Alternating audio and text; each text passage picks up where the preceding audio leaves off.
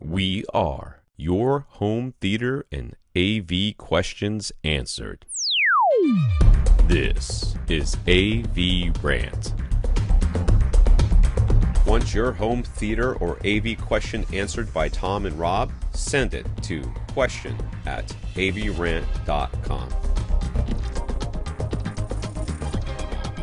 Welcome to another edition of AV Rant. I'm Tom Antry, and I'm here with Rob H. This is AV Rant. It's your home theater and AV questions answered. And oh my goodness, there is some exciting background news, tangentially AV Rant related, because as we speak, as Tom and I are recording right now, so you're hearing this in the future for us, but right now, one Mr. Lee Overstreet and his wife are in Vancouver, BC, Canada, on a bit of a vacation, and he and I will be meeting up in person for the very first time tomorrow. This is exciting. who? Yeah. Lee. Lee. All right. Yeah. Sounds exciting for you. I'm sure this mystery person and Yes. you will have a great time. Yeah, We no, have lots of listeners that like to meet up with us. So it's going to that was be louder it's than going I to be neato.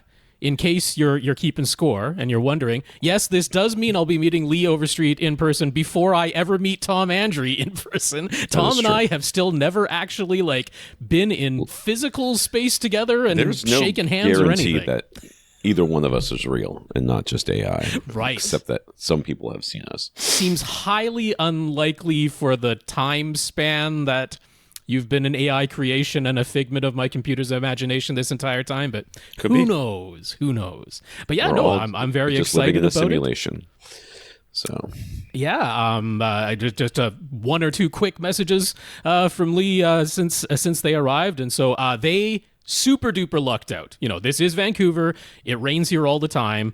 We definitely get rain in late May and June very frequently. They have just struck the exact perfect week to be here. Literally the day that they're supposed to leave, it's supposed to start raining. And until then, it is clear and sunny, and for them, a very mild temperature. For me, it's a little bit warm. You know, it's at 26, 27 today.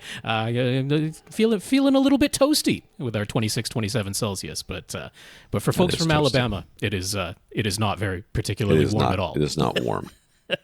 Plus, they're right down by the beaches most of the time, so they're getting the cool Pacific Ocean breeze coming in. They are absolutely not toasty. They're in their hoodies, which is not that uncommon. That you see plenty of people, but for me, it's just egregiously hot. Yeah, So it sounds like you have an exciting week ahead of you. that's right. I don't have much going on. My youngest son left on this weekend to go work at a scout camp again for the summer. So he'll be gone for 4 weeks doing that. I guess he's only working for half the camp because of other commitments he has. Okay. I am in my son's gaming chair, which I loathe because it is terribly uncomfortable.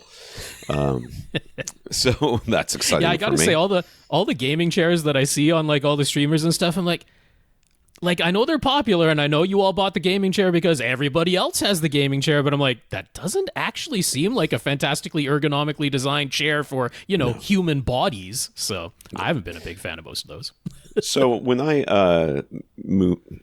a couple of moons ago reached out to Rob and said, "Hey, I need a computer monitor. I actually need a couple of computer monitors, but I need one right away." Rob gave me a bunch of different options, and I at first got a larger one that was curved, and my wife hated it, so we sent it back, and then got a flat one that was smaller. Okay. Quite a bit smaller. I think it's like a 27 or Like a 27, yeah. Okay. Yeah, 27 inch, because that was kind of in the price range, but it's a good monitor, that sort of thing. So recently, I went back to those texts and I found a larger monitor that was the same-ish size as the curved one, but 16 by 9 flat, but not as good quality. Right. And so I ordered that and I got it. My wife was like, "That's a lot bigger than mine." I'm like, "Yeah, but it's not as good." I got it because it's about the same price, but it's bigger, but it's just not as good. And whatever. And so Tends she to kept be the case eyeballing. that if the price stays the same, but you go to the larger screen size, then something's got to give. Yes. So I ended up switching them. So I got put the smaller monitor in here where my computer will eventually go. It's actually set up, but I don't have a keyboard or a mouse, so it's hard to do anything with. But it is set up, and my son did it the other day, and I put the larger monitor in the other room, and this kind of goes into what we talk about a lot on this podcast. Like, we can give you recommendations for the best, or we can give you recommendations for what you'll or your family will think is a market improvement to what you have, right? So my wife really only cares about the size of the monitor. She did care about color, because the last monitor we had was small, and also it had terrible color. And it was really obvious. It's blatantly obvious that these colors are off. And so I switched the monitors. I put the larger, less good monitor out in her desk, which is in the middle of the living room right now. It's and I put the smaller, better monitor back here. And the first thing I said to her, I was like, "Did you just turn the brightness down on this thing?" Okay. She's like, "No, why?" And I just realized I was viewing it off axis, like not even that far off axis. And it was just absolutely washing out completely. Because it's like edge lit or, some sort of... I'm sure it is, yeah. Yeah, something like that. But, and it just looks awful off axis. It is. And I had seen the other monitor in that room, and no matter where I was in the room, I could see it just as good as she could. Sure. Because it had good off-axis viewing angles and stuff. Yep. But in the end, she doesn't care because she's the only one using the monitor as far as she's concerned, and she's always sitting directly in front of it. Mm-hmm. And it's larger, so she can see it better, and she doesn't want to wear glasses all the time like I do. So, to me, it was an eye-opening experience, a reminder that when we're giving recommendations on this podcast, which we do every single week, we're often weighing that. We're weighing how much are you going to notice versus, yes, I know the number on the spec sheet is actually larger. Right. I try. I think I did a pretty good job of labeling, like, this one's IPS, this one's VA, and that is largely what is responsible for that off-axis, because none of these were OLEDs. OLEDs were out of the price range that you were looking to spend. So the VA, you get the better native contrast on the panel. The black looks blacker, the contrast looks higher, but only if you're bang on axis, which is one reason why, having the slightly curved screen for a computer monitor where it is a single viewer isn't necessarily the worst when it's a VA panel. Like, it's a bunch of compromises. It's a bunch of trade-offs. If you want to get everything, then you end up paying a higher price. That's all there is to it. Slightly curved is the key there, because a lot of times the larger the monitor is, the more dramatic the curve is. That's right. Because they assume you're going to be real near it. So I think that was like a 33 or something around that range. 32, I'm sure, 32 to 34, somewhere in there. Somewhere in there. And the curve was so dramatic, and she was not sitting close enough to it to balance out the curve, to make the lines still look straight. And she just hated it. Even though that was a really good looking monitor. Overall, it was a really good looking monitor, but I hated it. Yeah, like the picture quality was good, but then it had the curve. There you go. It had the curve, So, so when you ask your questions, that's what we're balancing. We're balancing, what we know will be better versus what we think you'll recognize as being better, versus the cost of everything. And you put it all together and you come up with a recommendation that is individualized for each person who texts us. I try to lay out the various characteristics, the pros and cons, but then very, very often folks just ignore all of that, and they go with whatever price and availability, which are huge factors. So huge factors. There you go. We can't force anybody's hand, but that's the best I can do.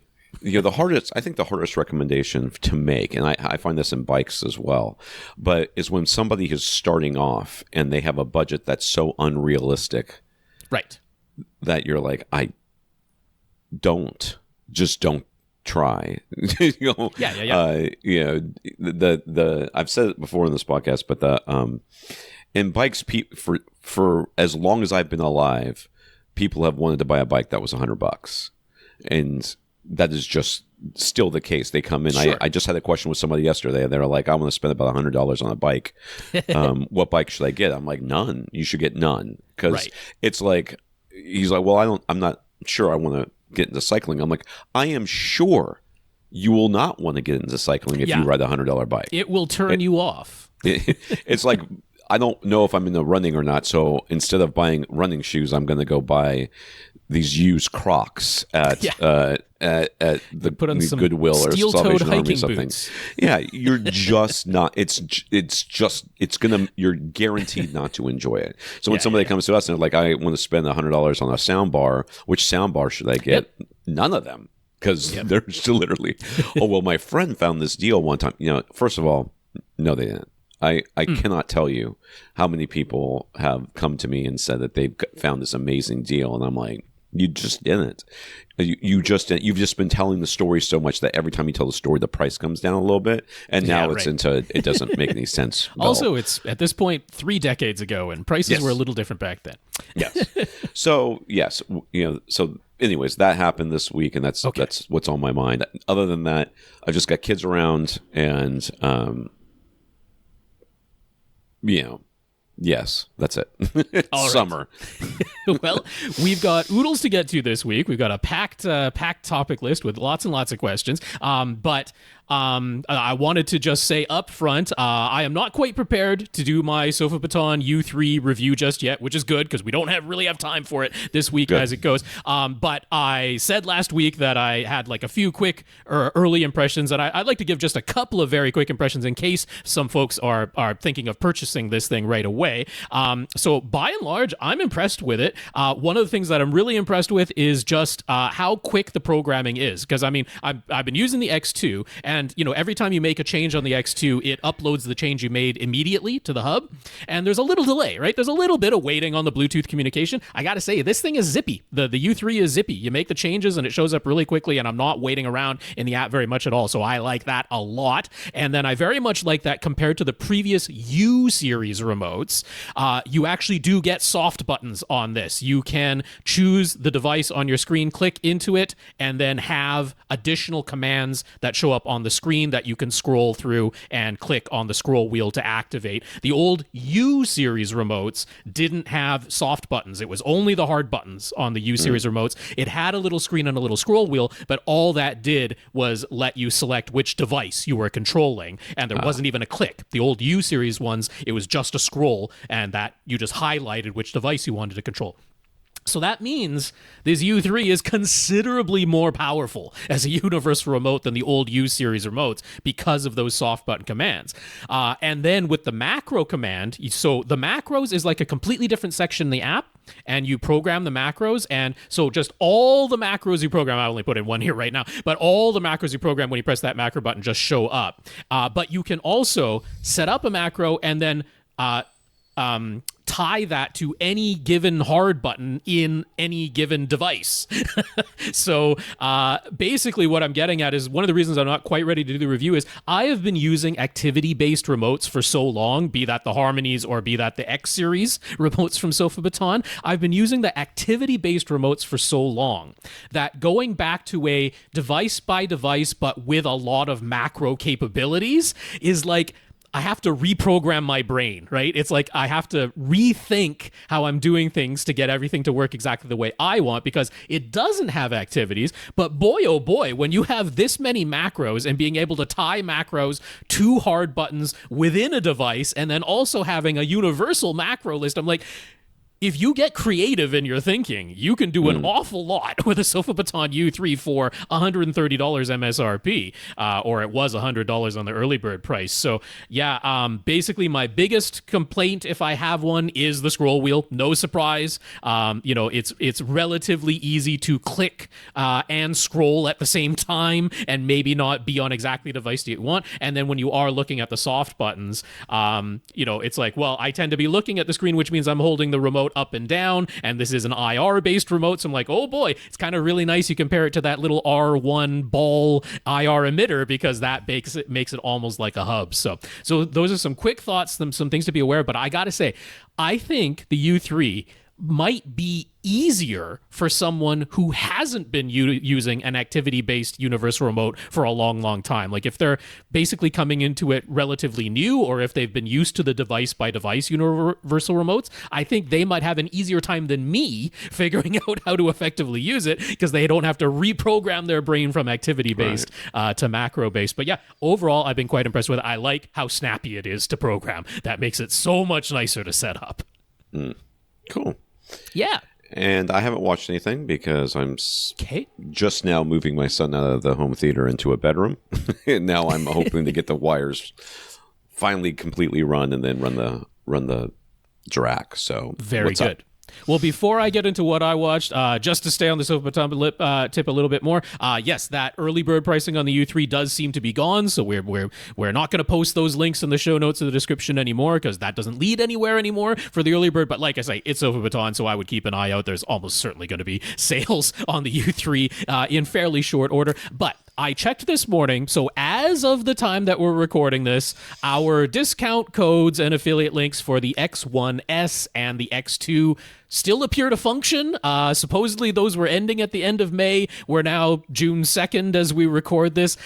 Like I say, as we're recording this right now, yeah, I'm not gonna reach out and say, hey, deactivate these. So I will include the links in our show notes and our description for the X1S and the X2, and I'll have our promo codes in the show notes. Once again, give them a try. If it doesn't work, don't be shocked. I can't promise it'll still be working by the time you hear this, but for the moment, it appears to still be functioning. So I'll include them as long as those continue to work. There. Great. All right, so what'd you watch? What we watched, yes, I watched one movie this week, which was Exit 8.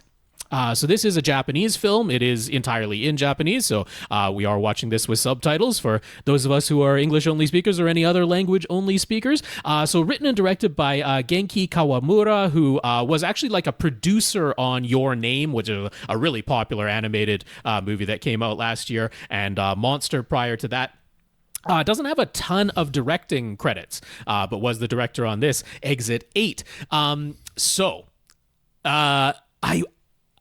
would really love to discuss this movie because I think it is a really good moral in this movie. And the thing is, I don't want to say it because discovering it on your own is kind of the joy of this movie. So I don't want to give it away in what is here now a spoiler-free review, but this is a movie I really would enjoy discussing.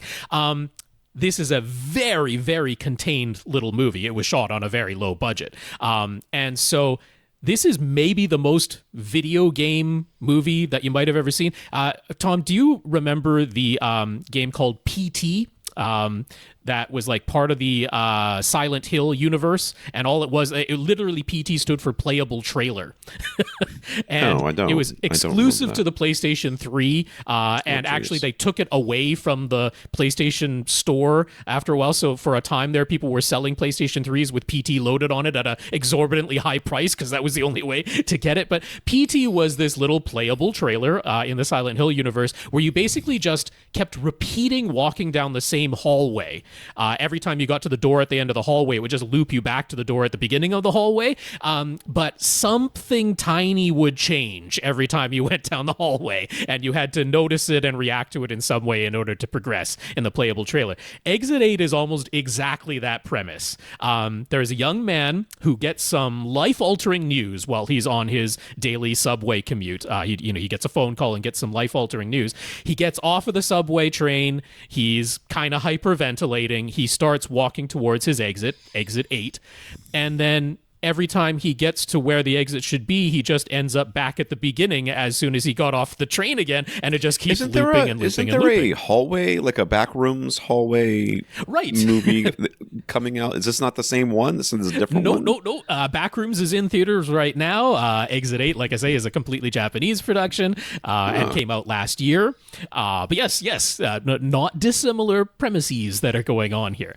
But he sees a placard sign, and it basically states the rules exactly like a video game, and it says, if you notice an anomaly, turn around immediately and go back the other way. If you don't see an anomaly, continue. And as he does that, it's like he starts at exit 0 and the number starts climbing. But if he fails to notice an anomaly and he keeps going forward, or if he thinks there was an anomaly but there wasn't and he turns around and goes back the other way, the number resets completely to 0. It doesn't just tick down by 1. It goes completely back to 0 and he has to start all over again. And he's basically just continually going down. It's pretty much just 2 turns of a corridor. But he keeps repeating it over and over. So, I mean, that might sound boring, but it isn't. They do a very good job. It is really quite humorous for kind of the first half of the movie, because he isn't the only person walking this hallway, but are these other people who are trapped, or are they just part of the loop, and are they themselves anomalies? Or if they react differently this time he goes down the hallway than the way they reacted the last time, is that an anomaly, or are they just another person caught in this loop? And it makes it all very, very difficult. And there's some interesting stuff they do with the signage, of course, along the way. And it's all, stressful, but quite humorous for the first half. But then the narrative, and I don't want to give too much away, the narrative and the storytelling takes some turns as we go along, and it becomes very clear that this really is a morality tale, and this really is a life lesson that this guy is learning. And of course, it raises the whole question of, is this really happening? Maybe the life-altering news that he got, he just kind of went into a hallucinatory state, and he's imagining this whole thing. We don't really know entirely for sure. That's not the point. The moral of the story is the point, and I thought it was a really good moral. I thought it was really well done. It's not like a super complicated one, but I was like, this was an interesting way and a compelling way to tell this moral. I thought it was, for me anyway, it felt very compelling and very convincing. I'm like, it's not like it's a moral I've never heard before, but I really like the way they got it across in this movie. So it absolutely is small. We are spending almost the entire runtime of this movie, other than, when he's on the subway train at the beginning, we're just in this repeating set of corridors, this small hallway. They clearly were able to just set this up in a warehouse and shoot it over and over and over again. I mean, that's what Cube was, right? When they did that first Cube movie, they just filmed all the ones that were in the orange cube together, and then they changed all the colors, and then the red ones together and stuff. So, yeah. And they don't try to shoot this movie entirely as a single take. Like, I don't mean just that that was the intention of the look and they did hidden cuts. It's like, no, there are actual obvious cuts, like literal changing the face of the direction of the camera. So that is a full-on cut, but it is close to single take. Like, there are long single take stretches where there must have been some hidden cuts, but by golly, I didn't notice them. It was really well done. Or maybe it is just the low-budget thing where they've got a crew of people who are very rapidly changing things out as soon as the camera gets out of shot, and then when he turns around, things have changed, and it was just a crew that really quickly did a set change, which is probably the more likely thing that happened, rather than even bothering with a hidden cut, because on low cost productions where they're doing things quickly, that's often the way it does. So I was impressed with Exit 8. I very much enjoyed it. It's about an hour and 40 minutes, so it doesn't overstay its welcome. I really was compelled by the moral that it told. And we are in this corridor, so don't expect lavish cinematography and scenes. It is a very small, contained movie, but I very much enjoyed it, so I can highly recommend Exit 8. It was not what I was expecting. I was, surprised by it and impressed by it, so Exit 8, check it out. Sounds cool. I looked it up, and you just have to rent it. There's no streaming place. I did rent that one on Apple TV for the folks who wanted to know where I watched it. So, yep, it's been another Apple TV one. It looked and sounded great. Was not in Atmos, but just did use surround sound, and they did have a few scenes. Like I say, what these anomalies can be in this hallway, a tremendous range in what the anomalies might be. Some exceedingly subtle, others blatantly obvious, but make it difficult, perhaps, to turn around. Those type of things are going on. So, yeah, I thought it looked and sounded great. I thought the surround sound was used effectively. I thought some of the dynamics, I mean, they kind of put this into the thriller horror category a little bit. Yeah, that makes sense. It makes sense. It's not a gory horror or anything like that. There's no bad language. Yeah, no bad language whatsoever. So yeah, it's a psychological thriller. It would definitely fit into that category. And impressed by it overall. Exit 8. All right, this is AVRant, the podcast that answers your home theater and AV questions. Get your questions answered. All you have to do is ask. You ask by emailing us at question@avrant.com. Go to the website, You can find our shows, our show notes, any links to products or articles that we referenced during the podcast, and a link to a Flickr album so you can follow along with the pictures that people send us as part of their questions. Find us at facebook.com/AVRant podcast, youtube.com/AVRant, where the pictures will be embedded within the video. So you can just listen to it and then look over whenever we say something about a picture. You can contact Rob directly, rob@avrant.com. His socials is @FirstReflect. I'm Tom at avrant.com. I want to thank our listeners of the week. To become a listener of the week, support the podcast in some way. You can do that by going to avrant.com, click on the buy us a cup of coffee link, and that'll send you to a PayPal donation site. There, you can use your PayPal account or a credit card that PayPal will collect, not us.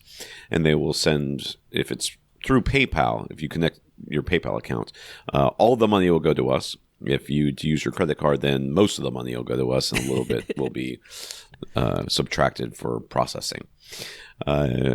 So this week we didn't have anybody do that, but you can also go to patreon.com/AVRant podcast to become a patron, a monthly contributor. We currently have 121 patrons over at patreon.com. We want to thank each and every one of them.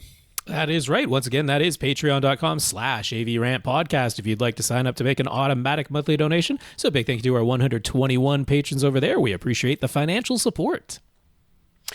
We also got some notes from our listeners for keeping notes of gratitude for keeping the podcast going. We got one from Kevin, who loves the running gag of our episode numbers, but he was hoping his question this week would be part of our actual episode 1000. Yeah, my wife is also like, when are you guys going to stop this nonsense and just get to episode 1000? I'm like, okay, I know, but we've been busy, and I've not been feeling well, believe it or not. Yeah, sure have been busy. Yeah, things are flatly not ready for the transition that we're going to make there. So that's what's going on. It's not, like I have said, and it is true, that I enjoy a running gag, but that is not the reason for this. We're not doing the 999.9 and a letter thing as for running gag purposes. No. Yeah, no, that's not it. When we're ready, we'll do the big 1000 change. Yeah. Leighton sent us another gratitude. Julian, who says he listens to all his other podcasts at 2 times speed, but we get played back at 1 time so that he can catch everything we say, which has saved him money while still getting a great picture and sound. David, Manuel, and Jairus. I'm going with Jairus. I believe it was Jairus. As Jairus? long time ago, the pronunciation guide was given to us. That rings a bell. Sorry about that. So not at all. Kevin, Leighton, Julian, David, Manuel, and Jairus. So thank you for thanking us. Yeah, I'll say the names one more time so they came from my list. We got Kevin, Leighton, Julian, David, Manuel, and Jairus. Thank you so much for the notes of gratitude and encouragement. We appreciate them. And a big thank you to everybody who continues to listen and send in your questions. All right. In the news, SVS's long-awaited Auto-EQ feature has finally launched. Is available now as a free update to their SVS app and works with any of their Revolution, whatever, subwoofer models, 3000, 5000, and 17 Ultra, except the 3000 Micro Revolution, which should get it next month.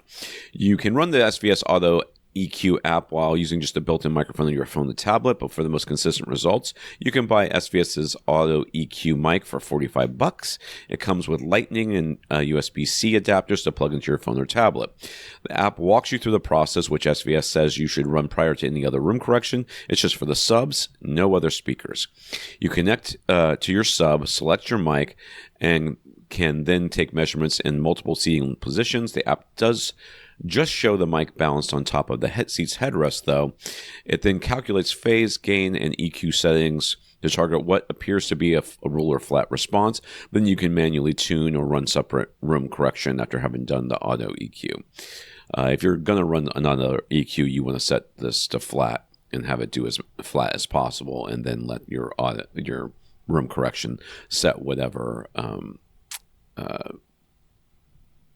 custom curve you want. Yeah. It is kind of interesting because, this clearly is not targeting what would be like a room curve. It's like, no, you look at the corrected response, the calculated corrected response, and that is a flat line. That's flat. That is down a line. to 20 hertz, or perhaps even a little bit lower if the sub is capable of it, which many SVS subwoofers are perfectly capable of playing flat down below 20 hertz. So yeah, that is a ruler flat line that they are targeting. That wasn't by accident. Obviously, they could have chosen something different, but that is the starting point. They're like, you do this auto EQ to get the subwoofer's response itself within your room, given your seating positions. You get that to be a completely ruler flat straight line, because that's what the test tone was. The test tone was all of these frequencies are exactly the same in volume, and that is where our starting point is going to be. But from there, of course, you can do manual tuning on the subwoofer itself with the built-in parametric EQ, or you can run your room correction with whatever desired target curve you have and get to your end result that way. So I am not opposed to giving this a try whatsoever. I would probably pony up the $45 for the mic. I'm not necessarily thrilled with the idea of using the mic that's built into my phone or tablet to take the measurements, and $45 is not an exorbitant price to add on that microphone, so I think that's fairly reasonable. Looks pretty similar. I mean, it's physically clearly different, but looks pretty similar to the Odyssey microphone and is right around the same price, so I wouldn't be surprised if it's a very similar little capsule that's inside of there. But yeah, you're only measuring the subwoofers individually. This is not part of the entire speaker system. It's not adjusting crossovers to your speakers or anything like that. This is just to wrangle the raw frequency response, in-room frequency response of your SVS Revolution subwoofer using the Auto-EQ. So yeah, they had promised that all the way back when the 17 Ultra first came out. That's got to be over a year ago by now. I can't remember how long ago it was. But yeah, that's when they first mentioned this Auto-EQ, and it's taken until now. But they're finally ready to release it. It's a free update to the app, and only the microphone, optional microphone, if you want it, costs some extra money. There you go. I guess there's no chance that I'm going to be able to get that with my SP2000 Pros. 2000 Pros will not be part of it. They don't have the Revolution suffix on their name, right. So no, not going to be for that. Would it shock me if there are new 1000 and 2000 series subwoofers in the works? No, it would not surprise me. Feels very likely. All right, Sony officially announced their newest Bravia 7 II? 7 II, yeah, not even Mark II, just it's the Bravia 7. This is the second generation of it. They give it a Roman numeral 2. Yeah, that's stupid. It is. The newest Bravia 711 and Bravia 911 TrueRGB TVs with, you guessed it, RGB mini LED backlighting. Yeah. The flagship Bravia 911 is Sony's latest effort. It's definitely the 9 II. It's call two it the ones. It's definitely Roman numerals. They put in the little bars above and below to make them into eyes. I mean, you can call it the 9II if you want. I'd be fine with that. All right. But the 9.2 doesn't sound right. I'm sorry. It just doesn't. It looks like it should have a decimal point in there or something like that. It's not. Or just put an MK or a V. Well, V2 would be fine. V2. I got no problem V2 with would make more sense. I don't know why they did this. I don't know. They just went into. They didn't want to go to the Bravia 10. I don't know. No. The funniest is there is a Bravia 2.2. So a 2.2. There's a 2.2. But that came out last year. We got the 7.2 and the 9.2 we're talking about right now. All right. So the flagship Bravia 9II is Sony's latest effort to get us close to their own HX 3110 mastering monitor in a large consumer display. It can hit nearly 1,000 nits full screen and 4,000 nit HDR peaks on a 5% window. Sony has also worked extensively on out-of-the-box color tuning to make it subjectively appear as close to the HX 3110 as possible. Yeah, so just a little comment on there, because what they were showing in their unveiling event, they had their own Bravia 9, the first generation, over on the left. And then they had the Bravia 9 II in the middle, directly above their HX 3110 mastering monitor. And then they had their Bravia 8 II, which is their Quantum Dot OLED, their QD OLED. And so it was all Sony displays, side by side. They weren't bringing in any other brands to try and bag on anybody else. But they just had this, all of them in reference to an HX 3110 mastering monitor to try and show that the Bravia 9 II specifically comes the closest, subjectively the closest in all parameters, whether that's the way colors subjectively appear or just in sheer brightness and contrast to that mastering monitor. That really was their goal. Now, what you can see, thankfully someone took an overexposed image of this. is that over on the left side, looking at the Bravia 9, the first generation one, so that was a mini LED local dimming, but it's just white mini LEDs in the background, no RGB in the background. So here we got this very bright, blown glass image, melting glass image. So you can see the haloing. This is overexposed. It doesn't look as bad as this to your eye, Sure.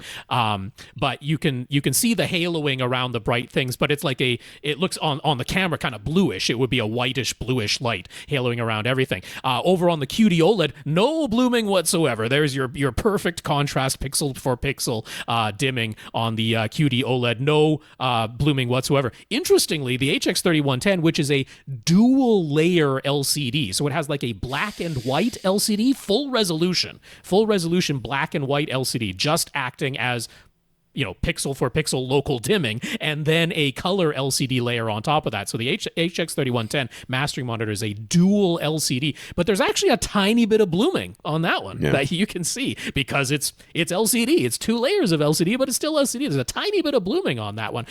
But the now TrueRGB Bravia 9.2 definitely has blooming, but it's colored blooming. It's not a blue-white bloom halo around that bright light. It's a reddish-orange, which is the color of the glowing blown glass that we're looking at. So some blooming there. So very effective at showing what's going on with that RGB backlighting. It's not when you have the fully saturated colors, you can see how instead of the white blue backlight, you can have these colored backlights. But once you get real images that are going in motion, you can't escape a little bit of blooming, but it's not the blue-white blooming anymore. It's color-matched blooming, I guess you could say, but still not as good as the QD OLED. The middle one, the smaller one is the mastering monitor. The one above it is the new Sony one. Correct. Is that above it is the 9.2. Yeah. And the one to the right is the QD OLED. That's right. I'm not saying that the QD OLED isn't different than these other ones for some reason. I don't exactly understand why, but kind of prefer the QD OLED. Look at that black. Look at that contrast. It's very black, and I don't like any of that blooming. This is a highly overexposed image, so look at that black. Look at that going. I'm like, that's a trade-off I can go with. Anyways, so cosmetics-wise, both new TrueRGB models have a Mirage pedestal stand that uses translucent lenticular plastic to make it appear as though the TV is floating while obscuring any visible cords that might be hanging down behind the stand. How fast is Infinite Gary running to the computer to order this monitor, by the way? That's actually coming up later if we get to it this podcast. The way you sold it to him by saying it's as close as possible to a mastering monitor, and now we get to talk about how his run code looks better than this for whatever reason. Yep. And the Bravia 9.2, or whatever we're calling it, gets a specialized matte coating that Sony calls Immersive Black Screen Pro. X, little lowercase I, V2. Again, for some reason. It doesn't wash out and turn gray under ambient lighting like Samsung's matte screen finish. And I've never heard anybody say that, but I'm sure it's a thing. But it's still a matte coating, so black images might not look as inky as they would with a glossy finish. The Bravia 7.2 or 7II or 711 has 1/3 the number of dimming zones, so it doesn't get as bright as expected. It has a glossy screen, no immersive black screen pro finish. I've never cared about anything less than that. Both series use the older MediaTek Pentonic 1000 chipset, so they still have just 2 HDMI 2.1 ports plus 2 HDMI 2.0 ports. Sony claims their experience with the older chipset allowed them to more accurately tune the colors of these new TVs. That sounds like somebody just made that up. I'll do it in reference to a question that's coming up later, but I actually do have a comment about that. So I don't blame Sony for going this route, I gotta say. Okay, so Bravia 9.2 V911 comes in 65, 75, and 85 inches, as well as 115-inch screen sizes. The 115 does not have the matte screen finish. Those are priced at $3,600, $4,600, $6,500, and $31,000 respectively. Boy, that's one of these things is not like the others. This one goes up by $1,000. This one goes up by $2,000, almost. This one goes up by $25,000 almost. Yes. But, 3,600, 4,600, 6,500 for the 65, 75, 85 respectively. I mean, like, those are flagship prices against any other technology. So you're not saving any money compared to OLED with the 9.2, but they're like, hey, it can get as bright as our HX3110 mastering monitor. That's what you're paying for. $31,000. Where's the 98-inch screen size, you might ask? It's exclusive to the Bravia 7 to 11, whatever, Pro series for some reason. The Bravia 7 2 comes in 50, 55, 65, 75, 85, and 98-inch screen sizes. Prices are $1,600, $2,100, $2,600, $3,100, $4,000, and from 85 to 98 inches, $9,000. Yep. Respectively. So, yep. Yeah. So it's, I mean, $9,000 is a lot of money.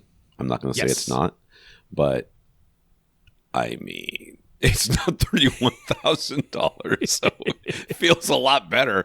I mean, it's a significant difference in size between 98 and 115. There's no doubt. Definitely. About that. But plus, the 7.2 has fewer local dimming zones, yeah. Doesn't have the matte screen if you want it. That might actually be a plus in many people's book, is having the glossy screen instead of the matte screen. But yeah, no, it doesn't have as many dimming zones, doesn't get as bright. So yeah, there definitely is a performance difference between the 7.2 and the 9.2. On to more news. Price increases are nothing new these days, but there have been some notably egregious ones in the past week. And again, we're not economists. We're not supply chain experts. The fact that we think that these are very high price increases is like, I mean, we're just consumers like you are. Yeah. We're just looking at them going, man, that's it's just like a little bit of sticker shock. It's just something to be aware of. We're not saying they're not justified. We're saying that it's a lot. It's a big difference, like delta between the two. So Valve went nuts on the SteamDeck prices. They are only selling the OLED SteamDeck models at this point, and they've been out of stock for ages. But they used to be priced at $5,500. I'm sorry. Nope. Let me try again. $550 for the 512 gigabyte version and $650 for the 1 terabyte version, making them one of the most affordable portable PC gaming options on the market. But according to Valve, due to rising memory and storage costs, they had to jack the prices up by, get this, $240 and $300 respectively. So yes, you're now looking at $790 or $950 to buy a brand new SteamDeck OLED. And since they're only shipped in about 10,000 new units recently, they're all sold out anyways. So whatever, I guess you might as well buy a PC because it's cheaper. Well, so I mean, like basically this puts them at price parity to pretty much all of the other portable gaming PCs that are out there. Is just that the Steam Deck is older. The CPU GPU combo, the APU that's inside of this thing is considerably older now. Out of the box, it's running SteamOS, which takes up a lot less resources than running Windows. And a lot of those other handheld gaming PCs, like officially speaking, don't have the option of running SteamOS. There are ways of putting it on there, of course, being essentially just a PC that you can load software onto. But, if you want the SteamOS experience, legitimately so, then the Steam Deck is the way to go. But it is older hardware that's inside of it. So to have it at price parity despite having older hardware, it's like that's a little bit of a tough pill to swallow, gotta say. Yeah, that's I don't know. I am not the target audience for this, so this means nothing to me because even my kids who apparently are into gaming, none of them are interested in doing anything with like the Switch. I don't know which one my kid has, Switch or Switch 2. He's got one of them, but it does nothing. It sits on his floor. We found it the other day in a box, and he thought it had gotten ruined in the flood. I was like, oh, it's right here. He's like, oh, cool. Definitely and now he moved it into his room and doesn't do anything with it. Yeah. But anyways, the Switch 2 going up in price in September from $450 to $500, it doesn't seem quite as crazy anymore, right? So, right. Yeah. So not to be outdone, Plex announced a massive price increase to their lifetime subscription option. It's coming into effect July 1st, so at least they're giving everyone time to purchase the current $250 price. There was a time when a lifetime Plex Pass costs $80, but they've been saying for a while now they've been considering eliminating the lifetime option altogether. They want users to sign up for a $7 a month or $70 a year subscription. So to better reflect the real ongoing value of the software, the new lifetime subscription price will be, holy crap, $750. Yeah. So that's according to some people in some administrations, that's a 7 million% increase in price from $80 or something. I don't know. It is a 300% that's a lot. increase. Yeah, it's a 300% increase. Yeah. That's a lot. Wow. I would not call that gradual price increases. No, so, I mean, the messaging here is clear. They don't really want you to buy the lifetime pass. They want you want you to pay a lot more, but slowly. They want to bleed you dry. Yes. And yeah, you'd have to work out, if you're paying $70 a year, well, you got to use this thing for 11 years or more in order for the lifetime pass to work out as a cost savings, right? That's the simple math of it. You got to use it for 11 years or more. So, will Plex even be around in 11 years? It's an honest to goodness question. So yeah, so what do you do here? Like, basically, in order to keep the business solvent, they're like, well, we can't really keep offering lifetime passes. They've been talking about how they might just sunset the lifetime pass altogether. In fact, back when it was $80, they were warning like the lifetime pass probably isn't going to be around forever.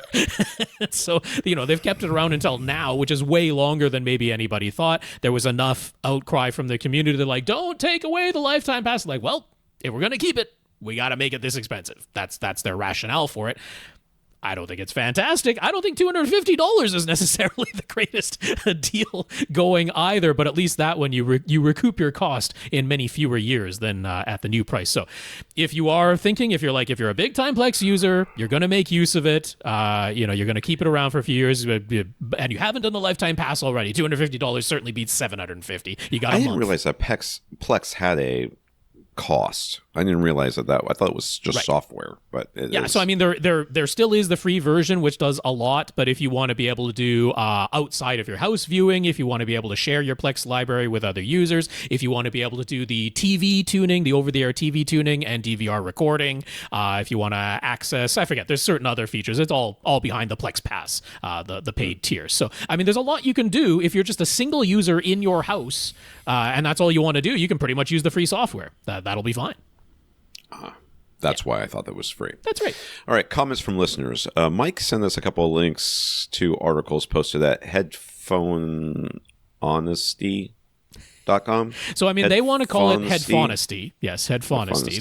That's how they are. I'm going to have a comment about that. Borrowed, of course, from Brent Butterworth from his podcast. But yeah, I'll have a comment. Yeah, he just thought we might find them of interest, but Rob wanted to offer an opinion on that particular website. I'll tell you, I do know this website because I look at, I get fed stuff by the algorithm like anybody else does, and I often get fed things that are AV or home theater and specifically headphone related.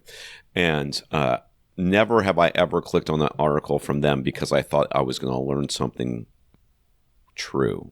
Right.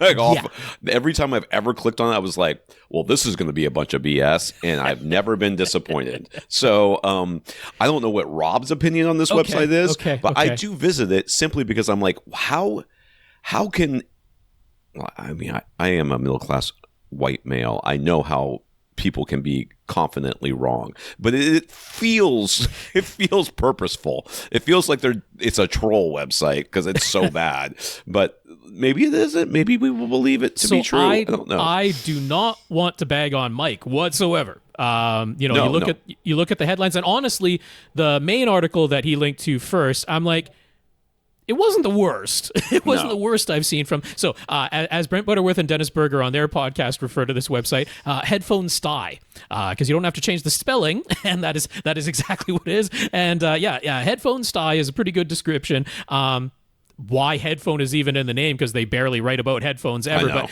this is the AI slop of all AI slop. Yeah. This is clearly not written or edited by any human involvement.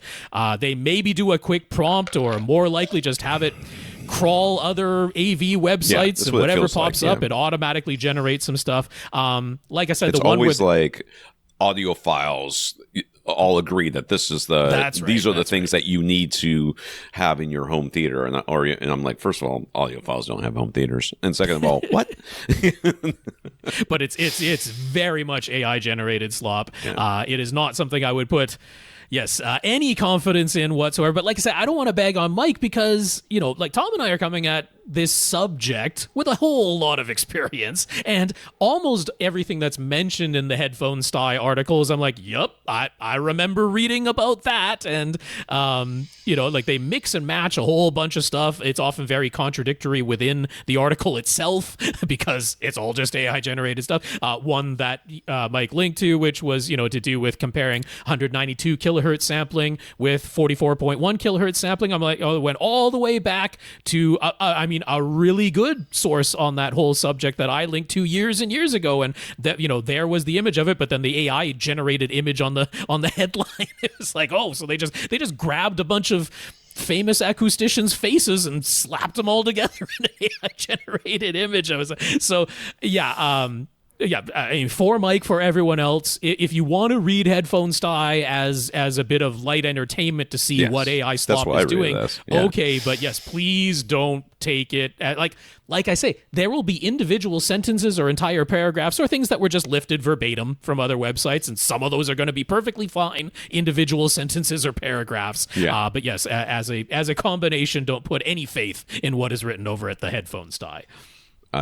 That's exactly the way that I would look at that. Julian, after our discussion last week about his pseudo corner setup, and his idea that maybe try 2 center speakers because couches were basically nothing's facing the center. They're all off to the sides. Bang on. Nothing's facing bang on. He took all of our comments in stride and understands where we were coming from. We didn't have all the information about every detail of his room and how it is used, so we figured he would clarify and then let us know what he intends to do.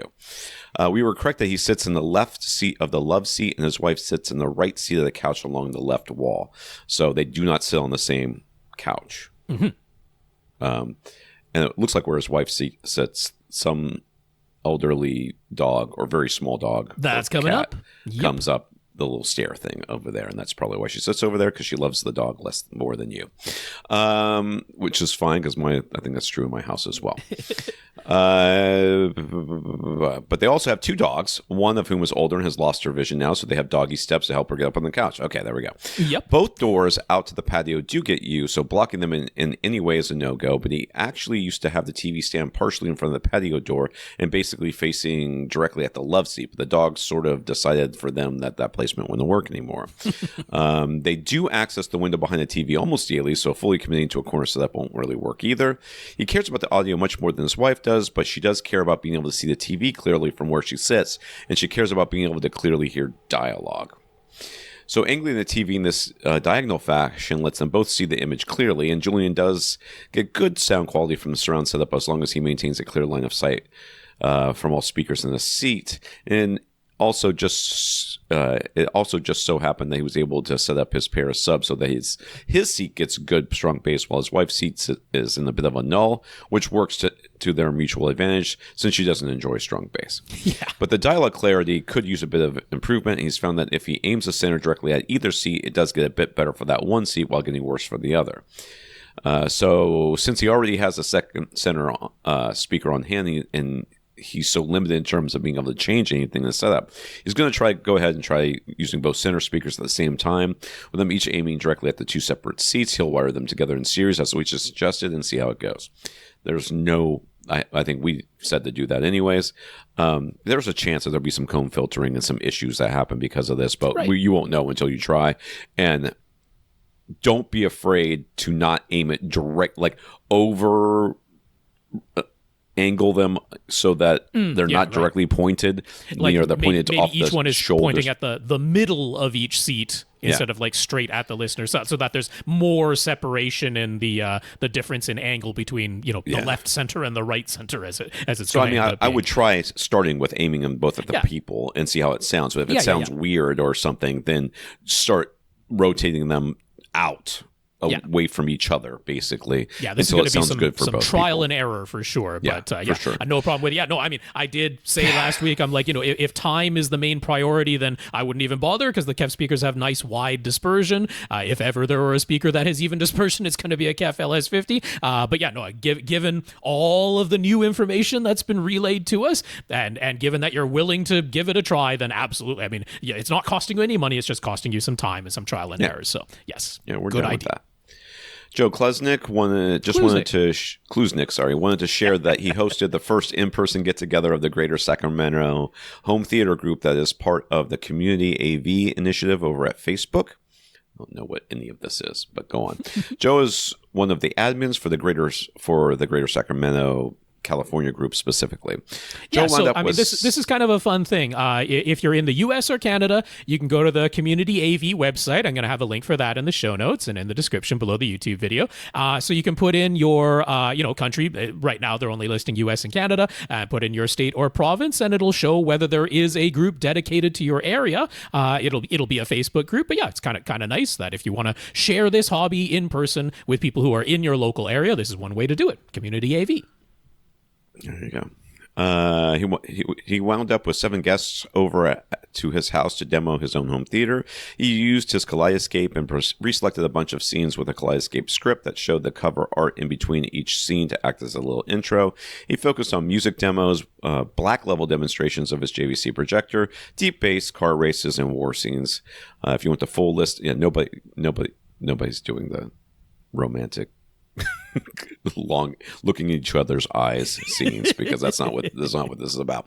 With the full list of scenes that he used, he posted it all on the Kaleidoscapes forums. We'll have a link to that. We sure will to see if I can find something for my area. I won't join, but we'll just see. It seems like a fun event. Yeah, fun, cool. I've been to a couple of get-togethers at people's houses, and it convinced me never, ever to have people over to my house, because not that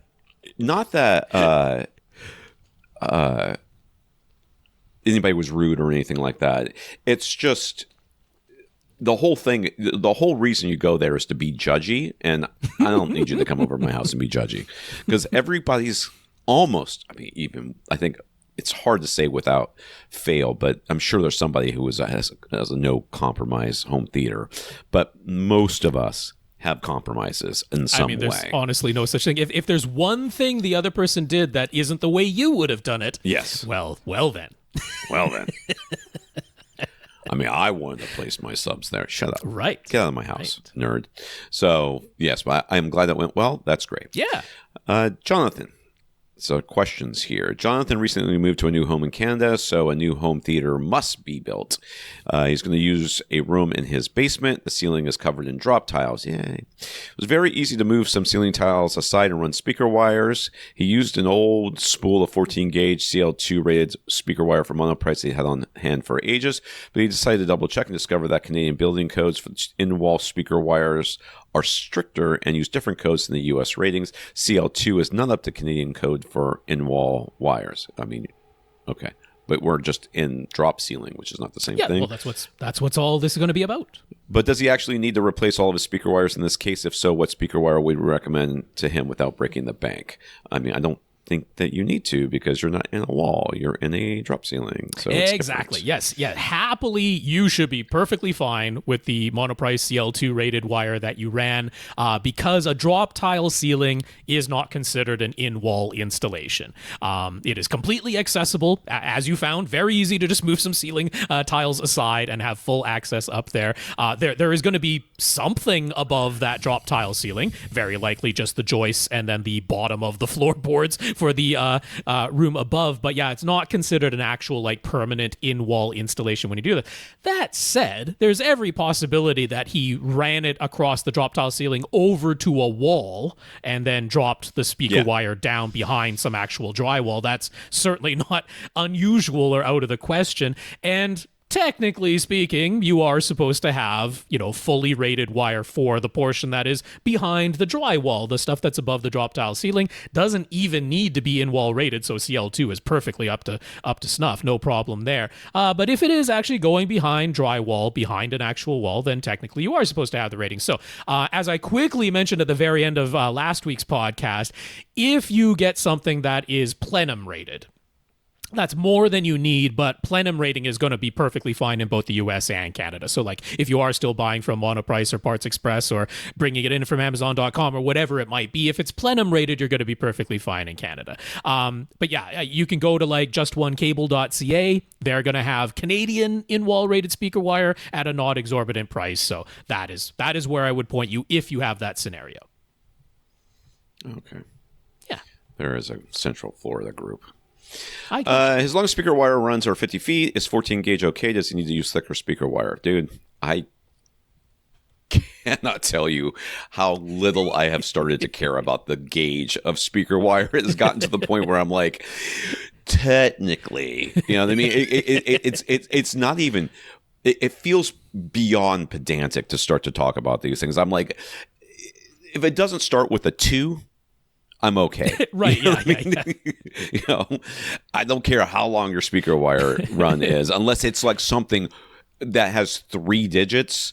I'm unconcerned about the gauge of your speaker wire. 14, fine. If you said 16, absolutely fine. If you said 18, still probably fine. It's not that far. You're not going to hear that much of a difference. And even if there were a slight attenuation to some of the frequencies, your room correction would fix it. Right, yeah. I mean, we're talking a fraction of a decibel anyway.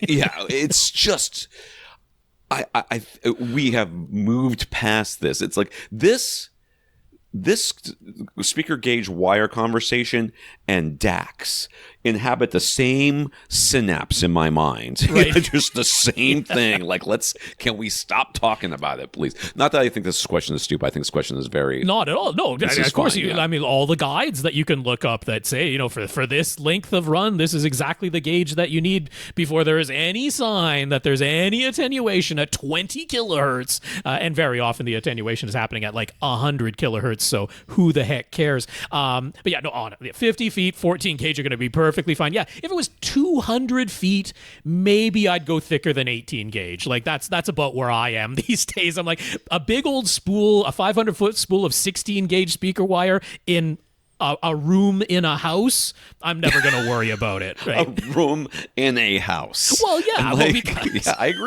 I completely agree with you. In fact, if you said 2 adjacent rooms in a house, or 2 not even all that adjacent rooms in a normal house, I'd be like, yeah, you're probably okay. Yeah, 16 gauge. I have no problem with 14 gauge for 50 feet. That's not at no all. Concern not even at a little bit. Yeah. In fact, I actively think that 12 gauge was a bad suggestion that I've been making for years. Because it can be a little bit unwieldy sometimes. It's not just unwieldy. It's sometimes you can't even really get it into the banana plugs, and you can't like. Some of the speakers won't take them, at all. Like you can't get it. You have to like shave down the end of it to get it to go inside the I'll tell you, the 16 gauge posts. speaker wire is so easy to work with. So easy to work with 16 gauge. I care at this point. I care way more about the pliability of the speaker wire than I do about the and gauge. Does it lay flat when I put it down? Yes. So he also uses passive subwoofers, and the speaker wire run from the rack to the back of his room, so up across the ceiling and back down to a passive sub at the front of this room is 42 feet long. It's a Crown XLS 1002 amplifier going into a 4-ohm speaker load. That's what it is. Mm-hmm. Is 14 gauge speaker wire okay for that? Is your subwoofer playing 20 kilohertz? Because I really kind of doubt it. The attenuation starts at the top end, so you got a long way to go, my friend, before you get down to your 80 to 20 hertz. See the other fun thing to think about is think about when speaker wire just burst into flame. Yes, if you're worried about the wattage that's going through it, right? If you're like, I'm not worried about the high frequency attenuation, obviously, to a subwoofer, but I'm worried about the wattage going through. Is this not thick enough to handle the wattage? Think about extension cords, right? Think about what a heavy-duty extension cord is. A heavy-duty power extension cord is almost always a 14 gauge power extension cord because the regular extension cord is 18 or 16 gauge. Right. And they're like, when it's heavy duty, when you're going to be getting close to the entire 15 amps going through this extension cord, we want you to have 14 gauge. So I'm like, yeah, it's fine for your subwoofer. It's not pulling the entire power that can come out of the wall outlet to that subwoofer for any length of time, that's for sure. So yeah, 14 gauge is totally fine. All right. Yes. Mikael. It's actually, it was Michael. We had the pronunciation last time, but since it was last week, I forgot to retype it. All right, Michael. Michael has a 65-inch Hisense U8G TV with a Yamaha RX A2A receiver. That's older, right? A2A? Is that older? A2 is, I mean, yeah, it's still the current lineup, but Yamaha hasn't refreshed their lineup in quite a while. They've started to. They've got those new RX 300 and RX 500 that just got announced, but that's at the lower end of the scale there. So A2A is still a current model at this time. His main source is an Apple TV 4K. The Yamaha receiver pretty much stays powered on at all times. He likes to be able to stream music to it via AirPlay 2 at any moment, so it's just easier to leave it powered on. But his Apple TV 4K goes to sleep, and he powers off his TV when it's not in use, when all he was using with his Apple TV 4K HDMI-CEC seemed to be controlling everything nicely. He was able to turn off the HDMI-CEC power controls in his Yamaha so that it would stay on all the time, but he could use either the TV remote or the Apple TV 4K remote to power on both the Hisense and the Apple TV 4K. And they would also power off together, and either remote could control the volume of the Yamaha. Mm-hmm. But now he has added the Panasonic UB820 Ultra HD Blu-ray player to his setup, and it's all gone bad. Something about HDMI-CEC essentially guarantees 3 things will work together. Right, yeah. You got one source and one display and a soundbar or an AV receiver in between them, and it's fine. HDMI-CEC works fine for that scenario. But the minute you add that 4th thing, which is a second source, it all goes to hell. It just... we're not saying this to laugh at you, Michael. We are chuckling because we can commiserate. That is why we're laughing. Because we answer these questions all the time, and here's the answer. Why? Why does it do it? I don't know. Ask the HDMI people, because I guarantee their answer is, I don't know. It just does. Why don't you have it all do the stuff it's supposed to do? Why you got to be weird about it? That's going to be their answer. Why don't you isn't our device the only device you have? That's right. Why do you have another device? Whenever he turns on the TV or the Apple TV 4K, the Blu-ray player also powers up, but it's slower to turn on than the Apple TV 4K. So his Yamaha first goes to the Apple TV 4K input, and then always switches over to the Blu-ray player input. It's because it powers on second. I can see it happening. Yep. He tried turning HDMI control off in the Yamaha, but then the Apple TV 4K remote can no longer control the Yamaha's volume. You're great, yeah. Okay. So how does he get it so that his Blu-ray player only powers on specifically when he wants to use it, which is far less frequently than the Apple TV 4K? Hey, my man, have you heard of a Sofabaton, maybe? Something where you can individually control everything, and it's through macros and or a hub-based system and an activity-based system, and that's it. And this can connect via Bluetooth and fully control your Apple TV 4K. It doesn't have to be IR based for the Apple TV. Yep. It's very tempting, but that, of course, that does require spending some money. I don't think another cost. I don't think it's a crazy high price for the U3, but the U3 could control your system. It is fully capable of controlling four things and having it so that, like I was saying, you can make the macro of any hard button. So there's a power button. There's a dedicated power button. It is going to switch what it controls with whatever device you select on the screen. But you can control so that when it's my TV one, it's like, well, I press that power button and it turns on both the TV and power on command for the Yamaha if you want it, because there's discrete power on and power off for the Yamaha receiver, and whatever other. I go to my Apple TV and it powers on the Apple TV and the TV, but not the Blu-ray player. I go to my Blu-ray player and it powers on the Blu-ray player and the TV, but not the Apple TV 4K. So yes, a universal remote could definitely be the solution here.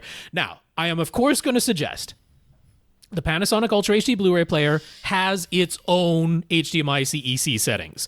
Panasonic calls it Viera Link, so I'm not going to blame you if you didn't notice that right away, because it doesn't call it HDMI control or HDMI-CEC. You literally have to look up every device you own. Every brand. If you can't find HDMI-CEC, you're like, it's in there. It's in there somewhere. I know it is. They gave it a stupid name. If someone didn't go digging for Viera Link to find it and turn it off, I am not going to blame you, because that is not a strange thing for you not to have done. The problem is, I can't promise you that turning Viera Link off is actually going to fix this, because it is so often the case that you can turn HDMI-CEC off in one specific device, but if HDMI-CEC is still turned on in other devices that are connected to that device in your system, then for some reason it just ignores that you turned HDMI-CEC off in that specific device, and it still reacts to it.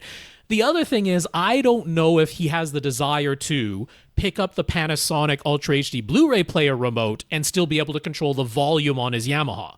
Because if you turn HDMI Viera Link off in the Blu-ray player so that this powering situation, which is honestly a bigger deal, doesn't keep impacting you, well, if it is effective, if you turn Viera Link off in the Ultra HD Blu-ray player and that is actually effective in genuinely turning HDMI-CEC off for the Ultra HD Blu-ray player, well, then the volume control is not going to work anymore using the Panasonic remote. You're going to have to pick up a different remote to control the volume on your Yamaha. So, I mean, that is where the best case scenario is that you're able to turn Viera Link off in the Panasonic, and that actually turns it off, but that means that the Panasonic remote will not control the volume. That's simply the way it is.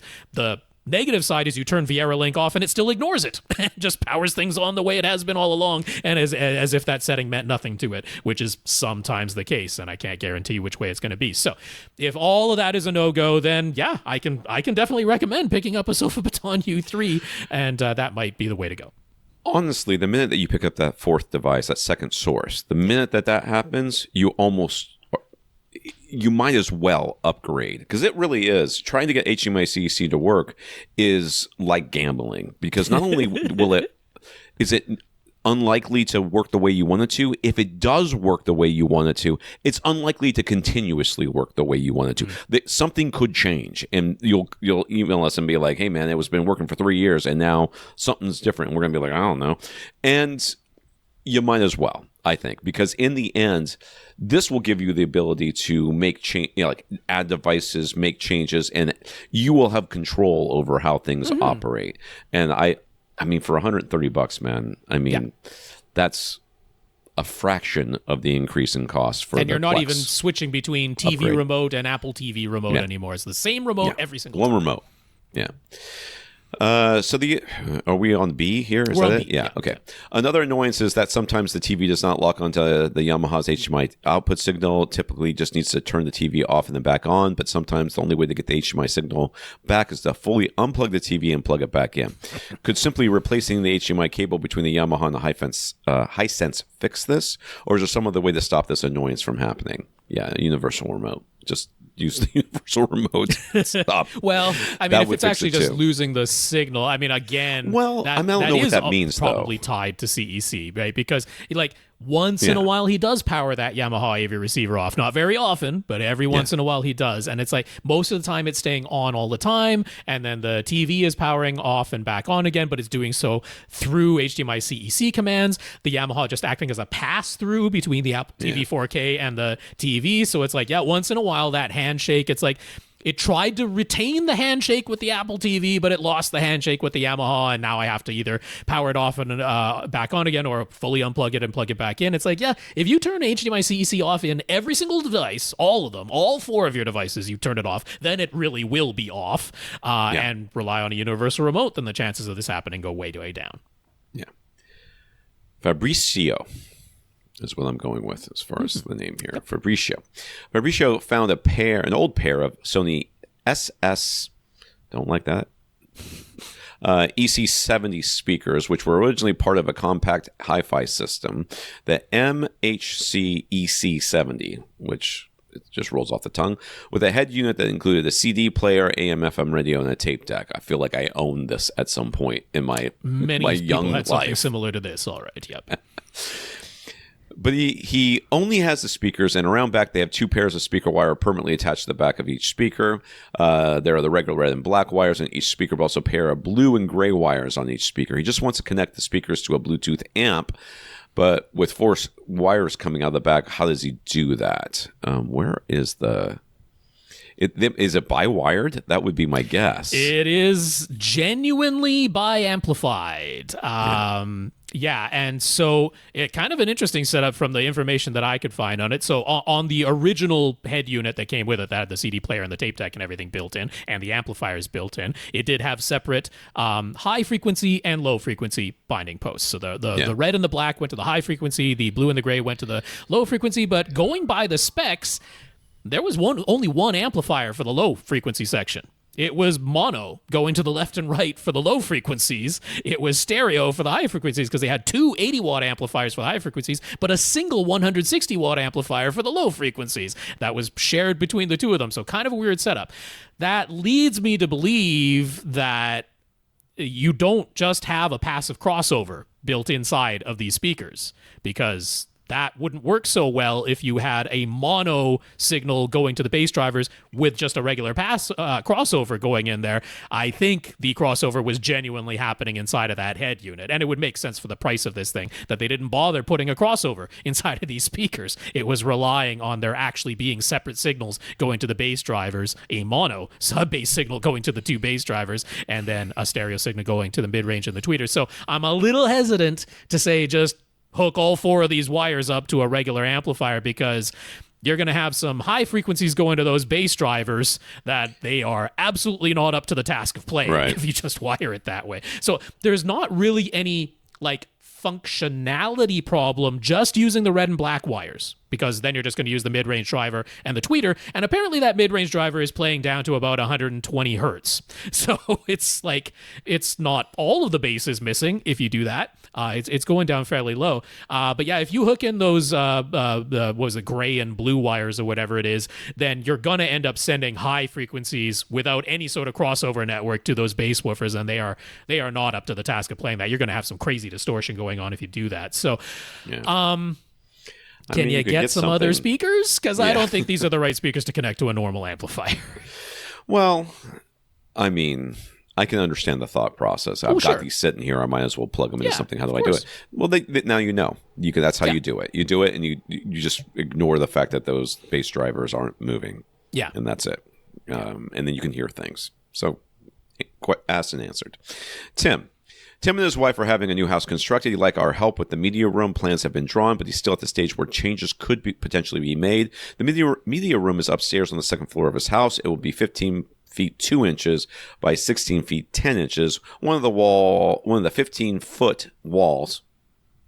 Okay, 15 feet 2 inches. I'm just making it a little bit easier. I thought maybe it was 15 feet tall. 15-foot walls is an exterior wall. When I say 15 feet or 17 feet, I'm referring to 15 feet 2 inches and 16 feet 10 inches. Close enough. Okay. Yeah.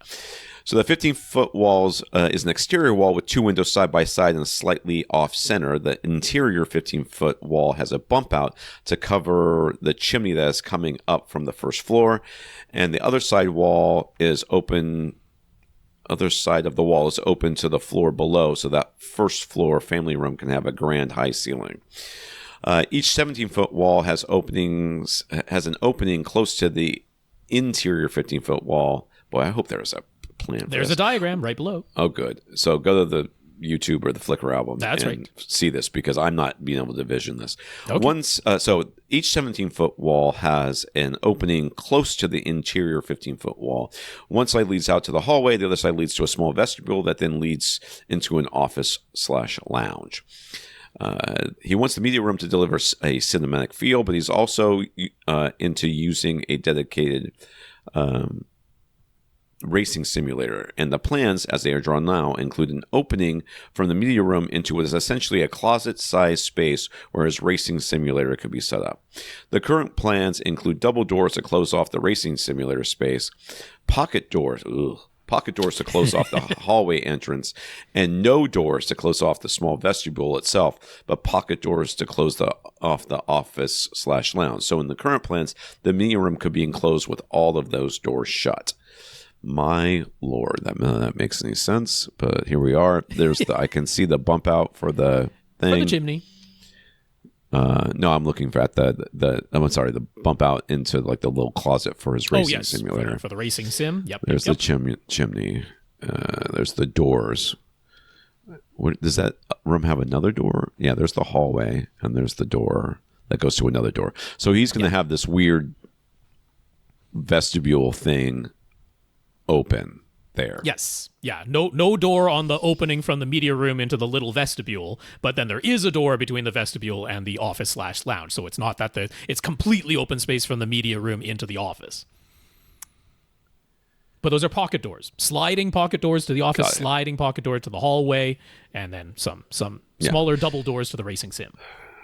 Now, he is immediately reconsidering having the doors into the racing sim room being inside the media room. He's thinking he might have a door into the racing sim room directly from the hallway, and there will only be 2 openings into the media room. But for some reason, he was also thinking he might remove the pocket door so that he could close the media room off from the hallway. So he quickly drew a diagram of those ideas. So, in fact, he wouldn't be able to close off from the hallway. Yeah, just removing the pocket door. Just removing that door completely. Yeah, and then having the door into the simulation racing room closet, essentially, not having Why that is he so opposed to having having like regular doors in this place? What is wrong with that? No. Okay, there must be a reason. But we're going with there. Whatever. Okay. So first, he'd like our help with the orientation of everything. But before we get to that, he also expressed that he's concerned about potentially soundproofing issues. What do you think? Pocket doors are going to help that situation? Anyways, he wants to be able to enjoy a movie with proper cinematic sound without it being a nuisance to anyone in the family room below. Okay. So how does he go about constructing the media room so that it can be enjoyed the way he wants in terms of physical construction? Where should the entrance to this racing sim room be constructed? All right. So I like it being out into the hallway better than I like it being into this. I think getting rid of a door into this room is not necessarily a bad thing. Putting a wall there instead. Yep. So I like it into the hallway, and then you can pocket door the crap out of that thing for all I care. My only concern is you got to be real sure that you got some darn good ventilation inside of that racing sim room if the only entrance is from the hallway, because any builder is going to look at that and go, oh, they want a nice closet in the hallway. Nothing wrong with that. Nothing unusual. And I'm not concerned that, like, oh, you won't be able to resell this house because there's a closet in the hallway. I'm like, no, that makes perfect sense. You happen to be using as a racing simulation dedicated room, but most other people will just use it as a storage or a closet. So I'm perfectly fine with that. But my goodness, if you're going to be in there in your racing sim with the door closed, you have got to have some proper air getting in and out of there, more than you would imagine. Yeah, it's going to get real hot real fast. Just with the monitors on, not like the computer doing whatever it's going to do. It's not that is not doable. Your builder is absolutely capable of doing that. It's just they've got to know that is not a hallway closet, because a hallway closet is not going to be ventilated. They're just going to assume it's going to have,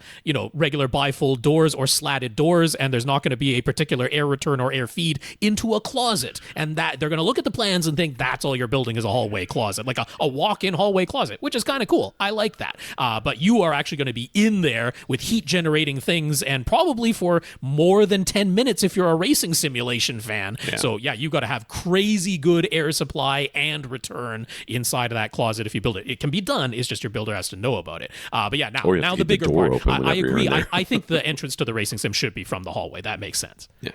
Okay. Yeah. So now to the layout of the media room. He had in mind he'd like 11-foot. We didn't talk about how to soundproof this darn thing, because we didn't do soundproofing. Do we have to address that? So soundproofing. So doors are a good first step, and not pocket ones to begin with. First of all, so the thing we talk about all the time. Think about your room as being a fish tank instead of a media room, and if the water could get out, the sound can get out. So pocket doors give the sound direct access to inside your walls. Yeah, essentially. So technically, there are some very heavy, very expensive pocket doors that do exist. But my goodness, could you just install a regular door for lower cost? I'm looking at the amount of space that you have, and I'm like, there's no reason you can't have a swinging door. Why can't you have a swinging door? You can have a swinging door. I don't necessarily mind the little vestibule area, and I'll talk about why in a few minutes. That's okay. Yeah, I'm okay with that little bump out on that side. I also see no reason you couldn't have a swinging door on the media to vestibule opening. That to me seems like a perfectly reasonable thing to do. And if the idea is to build the best cinema that you can in this media room, I would personally opt to do that. But if you don't, if for some reason the only place you're willing to have a door is on the office side of the vestibule, that's not the end of the world. We can live with that. Yeah, I mean, Yeah, I'd put a regular door into the media room, and then the sliding door can go to the. Oh, I see. I don't know. I'm still worried about it rattling. I'm still worried about it rattling if it's a pocket door. I'm not in love with pocket doors.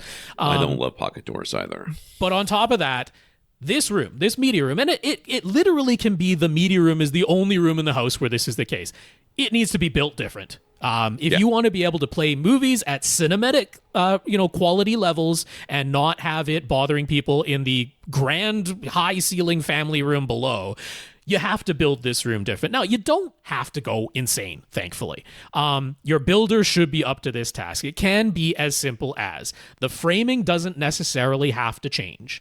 You could get away with, first of all, insulate all of the interior walls. I'm sure you're insulating the exterior wall, but insulate all of the interior walls with regular like rock wool or fiberglass or cellulose insulation, not spray in hard foam insulation, because we're not worried about heat transfer for the interior walls. We're worried about sound. So regular batt insulation or blown in cellulose is perfectly fine, but insulate all of the walls of this media room because it's sharing space with the rest of the house all the way around. So insulate all the interior walls.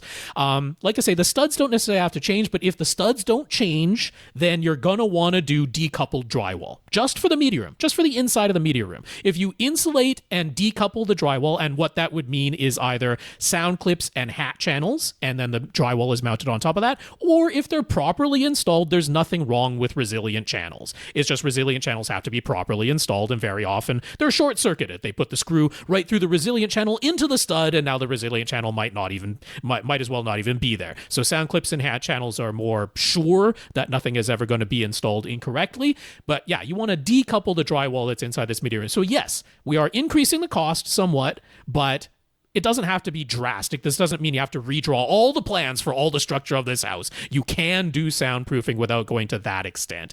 But the other part is going to be the floor, right? So there's two ways to address that. Either below the media room on the ceiling side of the family room below, you decouple that drywall on the ceiling side underneath, or the more reasonable thing would just be to put a rubber underlay on the media room floor so that there is some kind of damping in between the floor and the finished floor. So this goes like you have the regular subfloor for the media room, but then a rubber underlayment layer, and then the finished floor on top of the rubber underlayment. So that would be the way to do this. So it's not going to be, you literally can't hear a peep if you're playing this at IMAX theater levels, but it's going to be so much quieter than just regular single layer of drywall directly to the studs construction. I think it will be perfectly usable with that amount of soundproofing.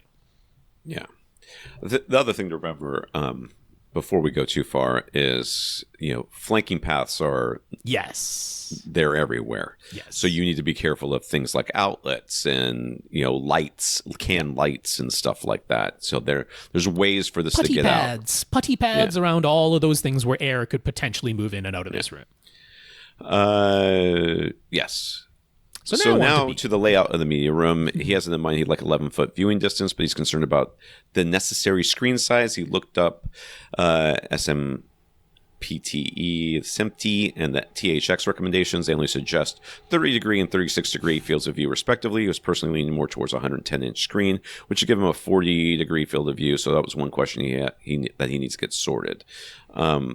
So we've talked about this hundreds of times, but...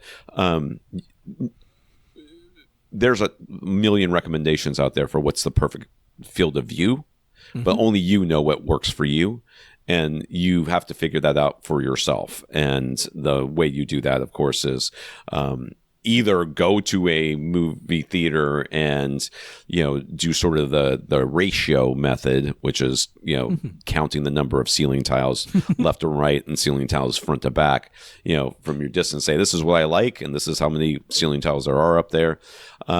Or you can just go to any like Magnolia or something like that and be like, this is too big, and then take out a measuring tape and just go with that. Good on you for looking up this MT and THX, but those are old. Those are going back to the HD days, 1080p HD, and definitely sitting closer makes a lot more sense. Now, 40-degree field of view sounds very reasonable to me. I tend to like a 45-degree field of view, so there's nothing with going even closer or even larger. But if you prefer a 40-degree field of view, that's very, very within normalcy. But then for the orientation of the room, they like to have lots of shelves built in, so the overall layout does need to be decided in advance. He's drawn up diagrams for what the layouts might be, with the display on the left wall, display on the right wall, display on the top wall directly opposite the exterior wall with the windows.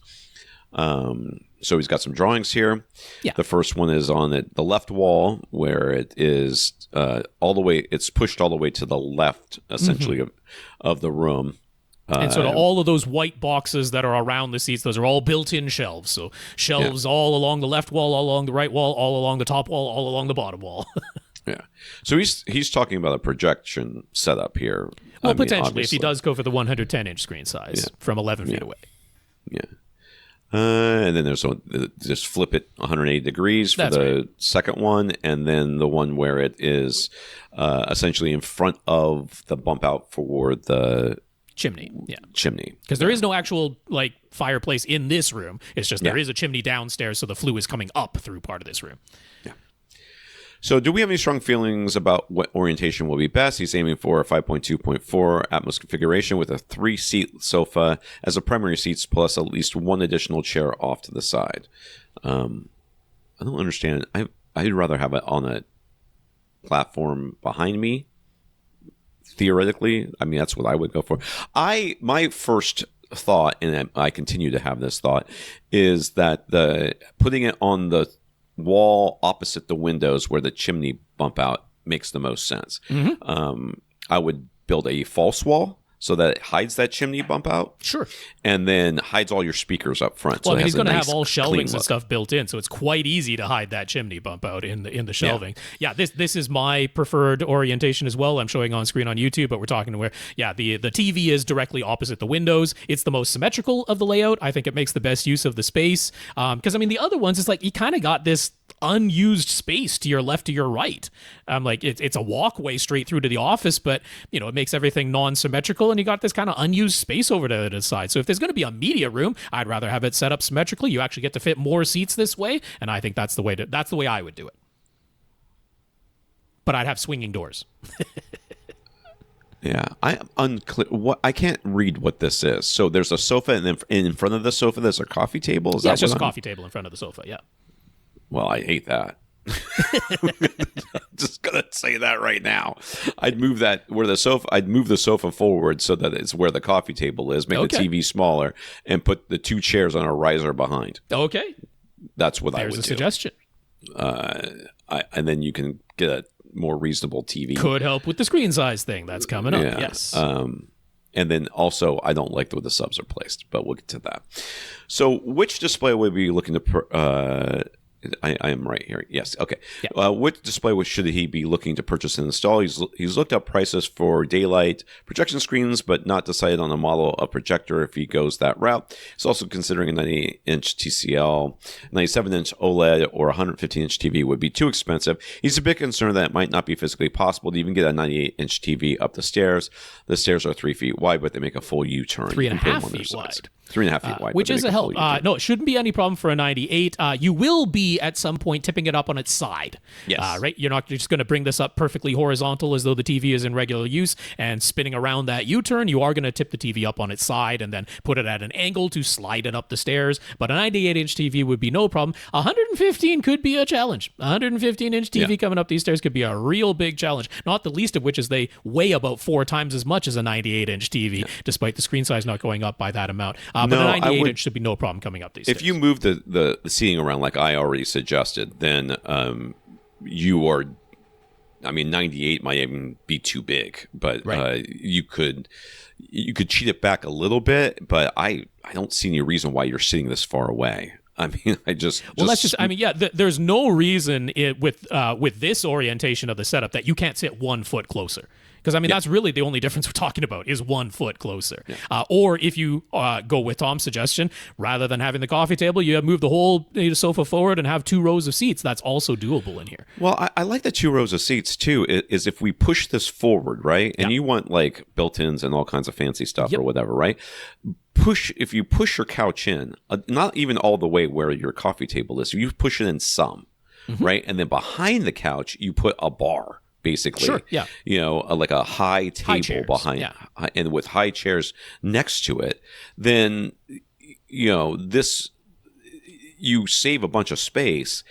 And you also get 2 rows of seats, and those seats can be, they can be comfortable. The bar stools these days, they have all kind of options. Yeah.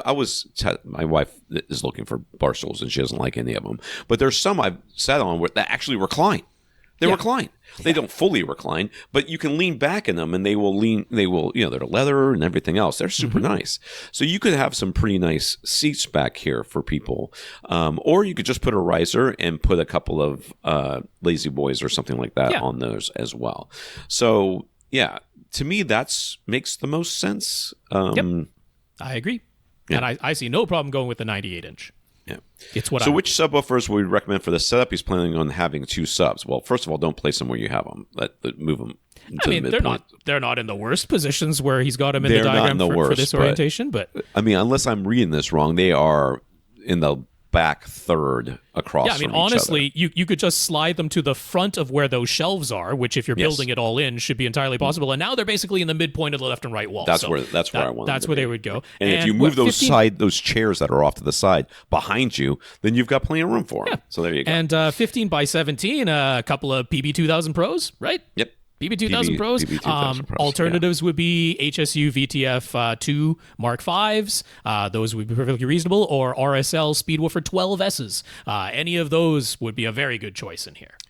So what speakers would we recommend? He's planning on 5 in-room speakers and then 4 in-ceiling speakers for Atmos, and which AV receiver. So, I mean, you're not sitting far away from really anything at this point, especially if you move that seat forward. You were only 11 feet, which is...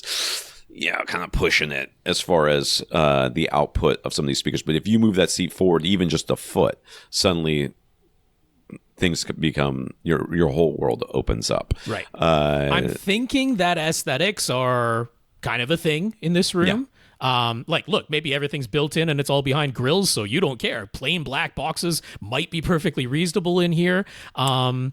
I mean, we don't know if he's planning on hiding them behind a screen right. And or something. And we don't know exact budget, but he did say, a 97-inch OLED is out of the price range, so we know it's not, crazy high price. It's not cost no object is what he's going for in here. Yeah. So, I mean, yes, I can absolutely... it's all of our usual suspects. You could go all SVS. We'd have no problem with you going with an all SVS speaker setup. That's the first thing I was thinking. Absolutely. You could go all RSL if you want to keep the price down. You're not out of the size capabilities, and that would be the lowest price option. RBH, I'm thinking, might be a front runner, maybe that Inspire series with the folded ribbon tweeters, and then you could have the white finish if these are exposed and you want the aesthetics of a white finish instead of a black finish. I'm RBH is kind of maybe at the top of my list here, but I mean, Ascend, of course, could work very well as well. If you want to keep the price a little bit lower, then their signature series are very plain black boxes, but very capable, good sounding speakers. If you want some gorgeous real wood bamboo, laminated bamboo, but real wood finishes, then the Sierra series costs the most out of anything that we've just mentioned, but would absolutely work in this room. So I think between those 4 options, you can't go wrong. Yeah. I'm okay with all of those. Yeah. Kevin heard Rob mention we didn't mention an AV receiver. I mean, is there any world where it's not the X3800H? It's the X3800H. I mean, not right now. Yeah. I mean, not until something changes. I mean, I'm hoping, I'll be honest with you, we recommend things based on price to performance ratio more than anything else. Sometimes aesthetics comes into play and that sort of thing. Yes, definitely. But a lot of times we recommend based solely on, hey, this is what you need, and this thing is the best price for what you need, based on what you said that you want to have. We didn't say in-ceiling speakers either. So just get the RSLs. There's no world where I don't say get the RSLs. Yeah, okay. But the 3800H is, we've been recommending it for so long, I'm actually sick of saying it, and I would like to say something else. So for a little while, we had Onkyo's on deck because they were... he's going 5.2.4, so an RZ30 would be a perfectly reasonable choice. Yeah, I would really like Yamaha to release something I can recommend for a while. Know, right? It would be nice to have Yamaha recommendation. But right now we don't. Yeah, but when we do, now that the X3900H is coming out and has no compelling reason to pay more for it, the X3900H on clearance is going to be the winner. Kevin heard Rob mention how his mom cherishes her photos and actually does a good job of plugging her iPhone into her desktop computer and backing up her iPhone photos on a regular basis. Kevin is the same way. But at this point, he's just piled up a gazillion photos, copied over from his iPhone to his computer, but not organized in any way. So do we, and by we mean Rob, because I need to go to the bathroom, have a suggestion for a good way to organize all of his photos? Maybe this is actually a good use case for AI. So, I mean, the fairly obvious one would just be Google Photos, right? But now that is not going to be literally on your own computer, right? That is going to be you're uploading them to Google Photos and making use of their cloud storage, which might mean, depending on the size of your photo library, that you might have to pay for the additional storage over there at Google Photos, because you can quickly run out of, I'm pretty sure they still give you the 15 gigabytes, but you can run out of that pretty quickly with our high resolution photos these days. But I mean, that would be the low cost option, but it's not actually on your own computer. It's all in Google's servers, but they do a very good job of being able to search your photos and automatic facial recognition and automatic content recognition and being able to automatically tag and organize your photos that way over at Google Photos. But an alternative would be xire.com. This is paid software, but Xire Photo. And 2025 is honestly the version you would want to use. They do have AI that is powering this thing. So yeah, it's a similar thing, automatic photo tagging, automatic organization and listing, and then being able to find by facial recognition and content recognition and date recognition and all of those sorts of things.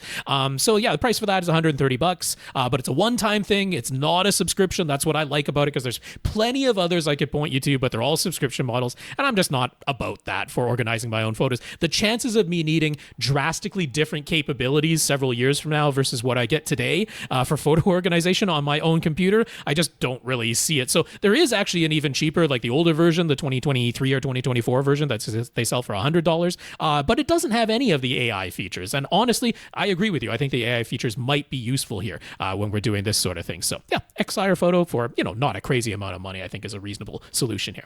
I'm going to move on to Leighton before Tom gets back. So Leighton says he never thought his questions about his heavily treated room would end up being such a significant chunk of our show over the last few weeks, but he has loved all of the discussions. So his feeling at this point is that the more issues you fix, the more you notice the smallest of imperfections that still remain. And since there is no such thing as a literally perfect room, it's never going to end. But thanks to our discussion, he has hit upon an acoustic panel set up in his 12-foot by 12-foot by 10-foot room that seems to be about as good as he can hope for, despite having taken down some panels.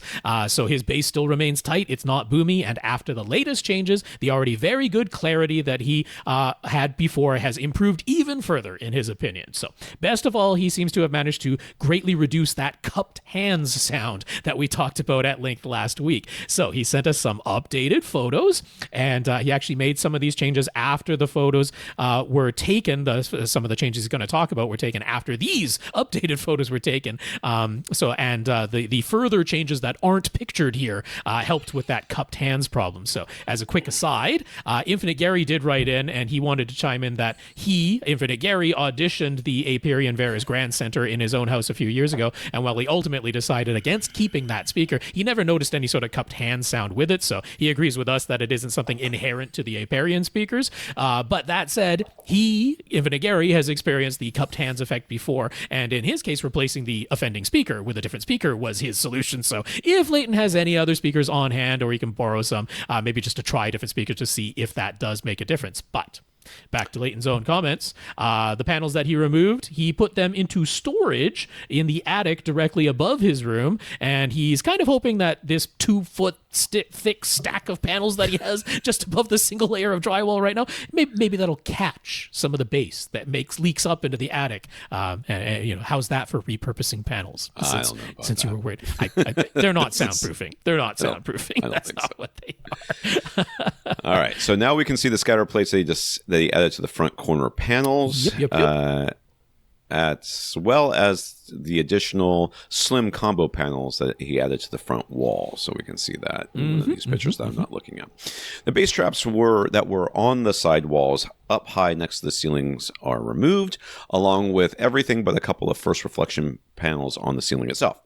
A couple of diffusion panels that used to be on the ceiling are now on his back wall, up high but not pictured, is the change he made to the panels on his back wall.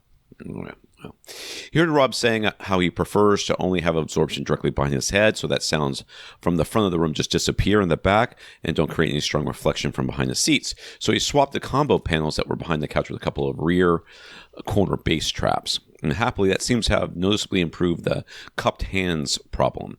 The extra reflections directly behind the couch must have been playing a trick on everyone's ears, or maybe they were causing a resonance somehow. It wasn't a resonance.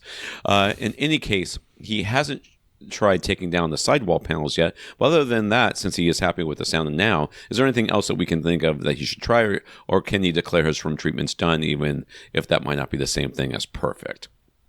There's no perfect. Let's just start with that. Yes.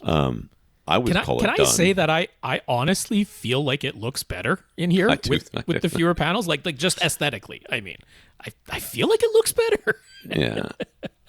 I feel like it's less oppressive. Yeah. Less like 2001 monolith in here than it was before. It's all the stuff that used to be on the ceiling, man. You take down some of that, it's like, oh, this feels like a treated room rather than a padded room.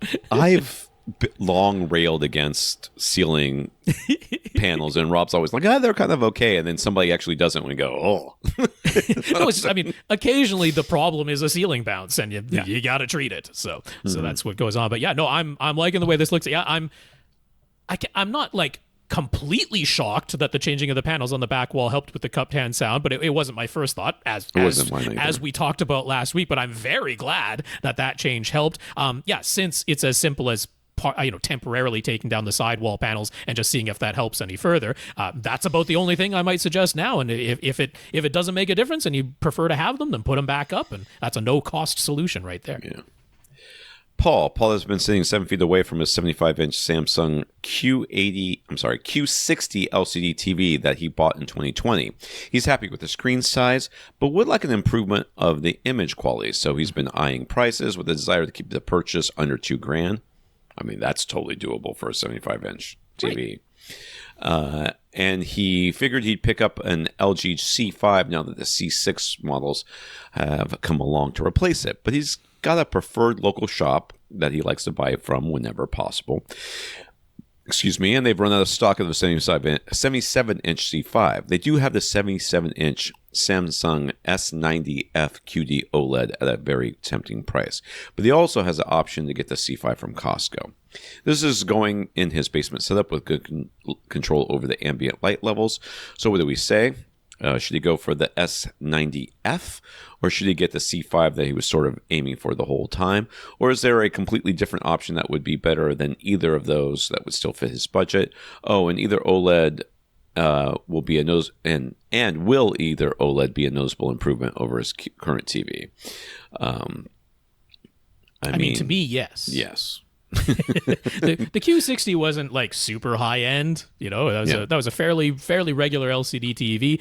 There are going to be some people out there for whom the difference is not big enough that they'd be like, oh wow, I'm blown away by it. But I think for anyone who's an enthusiast, you will definitely see the difference between that and an OLED, and the OLED will be unquestionably superior in its image quality. My biggest concern was, what is the ambient lighting situation going to be? Because the thing I don't particularly love about the Samsung QD OLEDs is if you're in a well-lit room, they turn a bit gray. They don't stay inky black in bright lighting, partially because of the screen finish that Samsung uses, and partially because QD OLEDs don't have a polarizer film over them the way WOLEDs do. And so WOLEDs stay inky black in bright lighting or in sunlight. The QD OLEDs turn a bit gray. But you're in a basement with full light control. I don't think you're going to have any problem with that, Samsung. The S90F, this is one where I can comment, like, all of the TVs that are coming out now in 2026, they're all a little bit worse.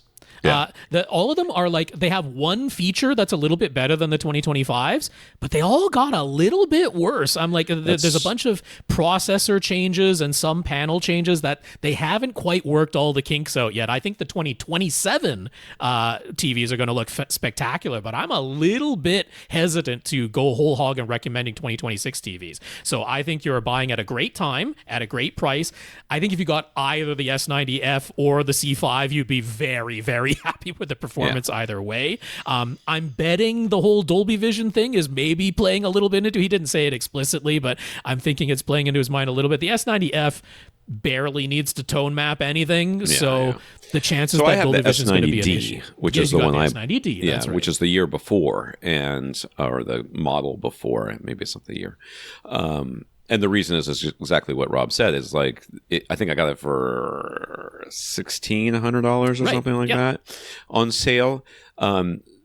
So the F didn't really offer any performance increases, and in fact went down a little bit in performance. And honestly, I have marginal light control in my room. I almost never watch during the day anyways. Right. It's mostly at night. And it looks amazing. So I would have no problems recommending that. Yeah, if you really prefer to support that local shop, I think you'll be stunned with an S90F.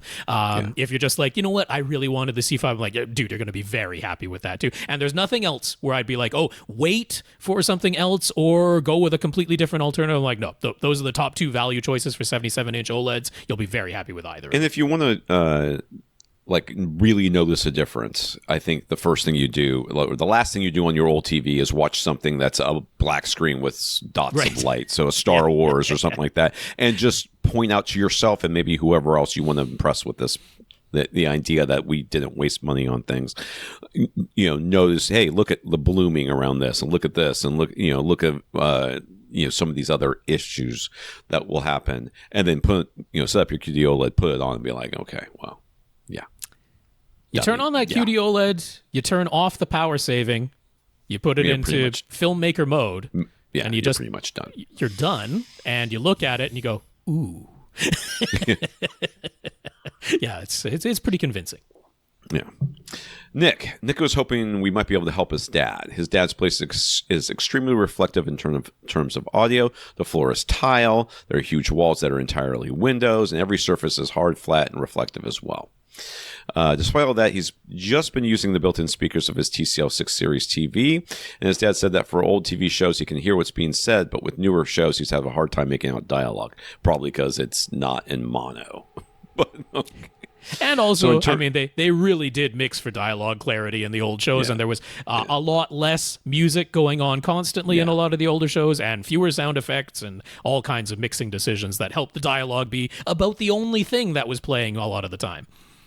So in terms of room treatment, about the only thing he's willing to do is put a rug with a pad underneath it in between his seat and his TV, but Nick doubts that will be enough. Yeah. Nick is correct. You are correct. His dad is also open to potentially buying an inexpensive soundbar, but he wouldn't go any further than that. So right away, is there an inexpensive soundbar that we can think of that would be particularly helpful with making dialogue in newer TVs easier to understand in a challenging room like this? I mean, the answer is no. I mean, we'll give you a sound. Rob will give you a soundbar because I don't even care, and I don't even think it counts as inexpensive. To be honest, it's not the only one I can see the price on this. And this is not what you're thinking inexpensive is. And this goes back to my whole bike thing in running in Crocs. There is really not a lot you can do if you're not willing to do anything. Yeah, I mean that's what it comes down to. I'm not willing to do anything, but I want things to change. Well, no. That's not how things work. So what can you do in a situation like this to make dialogue better or make sound better without spending any money and not being able to add room treatments? I don't know. I mean, coming up in section B, there's actually the solution that I'm much more gung-ho for. But just to answer this question directly, so here's the thing. Getting a $100 to $200 two-channel only with a pair of 2-inch full-range drivers, because that's what it's going to be in that price range, it is not going to make dialogue easier to hear in this room. No. You're still going to have all of the background sounds playing in newer content that's mixed that way, and it is not going to be any easier to understand. So there are some sound bars where I'm like, first of all, they have a dedicated center that you can independently change the volume of just the center channel. So you could lower all the other channels and raise just the center, and that will help. Plus, ones that have a dedicated center channel tweeter that can actually give you some clarity and detail in the voices that stands out from the rest of the shows. But more than that, the only ones I've experienced where I'm like, that actually makes a helpful difference in a challenging room is actual discrete decoding. Because the ones that, even if they have a center channel speaker physically, if they're still just decoding 2-channel and then upmixing, a lot of those put so much sound into the center that it doesn't help with the clarity really standing out separately from the rest. So I want discrete decoding. And that leads me to one soundbar I don't feel bad about recommending is Samsung's HW B750F. It actually does full-on 5.1 decoding. It doesn't do Atmos decoding. I'm not the least bit worried about that. But it does full-on 5.1 decoding with an actual dedicated center that you can independently control the level of the center, and it can genuinely help with dialogue intelligibility, but it is $430. That's not outlandishly expensive, but I don't think it counts as inexpensive or cheap either. But it's kind of it's the least expensive one that I can feel good about recommending in this room. So I will say it because the question was asked. Yeah, 430 in that, dude. When it comes to cheap, that is not the number that any of them were thinking. It just doesn't exist. So the other option is to use the Apple AirPod Pro 3 that his dad already owns. He said he'd be fine with wearing them to watch TV whenever he's finding it hard to understand dialogue. So Nick thought it might be the easiest solution, but getting them to pair with his dad's TV has turned out to be seemingly impossible. Yeah. Welcome to it. So Nick knows you can definitely pair the iPods with an Apple TV 4K, but his dad doesn't actually do much streaming at all. He uses his cable box, and he also has an off-brand HDMI stick that may or may not be legitimate. Where do our parents come up with this crap? Let's just start with this, because they come up I with end up with the same problems. I'm over there. My dad's like, "Oh, I just got a new streaming device from wherever." Yep. I'm like, "Can you make it work?" I'm like, no, "I've never heard of this brand. What is this?" Anyways, but Apple TV 4K doesn't have any inputs, because why would it? So would the solution be? Would that solution be useless for his external source devices? Happily no. He's just cable top TV. I mean, can't you just use? Okay, go ahead, Rob. It sounds like HDMI-CEC. Somewhat little unknown. The Apple TV 4K, the HDMI port on that is an HDMI ARC port. Yeah. It actually will accept the audio that comes back downstream from the television's ARC port into the Apple TV 4K, where it can then play the sounds out of wirelessly connected AirPod speakers or earphones. So that is the solution here, right? You would plug all your source devices directly into the TV. You would turn on HDMI ARC. You would turn HDMI ARC on in the Apple TV 4K. This would require purchasing an Apple TV 4K. But then the sounds from the cable box will come from the cable box through the television, out of the television's HDMI ARC port into the Apple TV 4K, where they can be fed to the AirPods. So that actually is a viable solution, and that's the way I would go. Okay. The other more easily done solution is just to put on subtitles, which is what everybody else's parents do. Obviously, that's seems to not be an option here, or maybe it's not really what he wants. Yeah, it's not what a lot of people enjoy, so I understand it. It aggravates me, because I mean, you look at this room, and it's like, just throw something in there, and it can be art. You know what I mean? You can get the printed panels and I'm stuff. not going to try to pick that art. fight on this one. Yeah. David, first of all, we should be able to do one more at least, I think. Yeah. I'm trying to see 56. We're getting there. David, the room in which David has his home theater set up has some big windows. They're about 3 foot by 3 foot, and there are 3 of them. Right now, he has blinds covering them to give him some light control, but a fair amount of light still seeps through the blinds. So we'd like to block the light coming in a bit more effectively. He was thinking that maybe just add some foam panels over the windows. Could that also be helpful for the audio as acoustic treatments, or would he be kidding himself? The second one. Yeah. He does still want to be able to access the windows, so he doesn't want a permanent cover or something so heavy that it's difficult to move. Okay, so there's two. This is my solution, which I've done before and is pretty effective. Okay.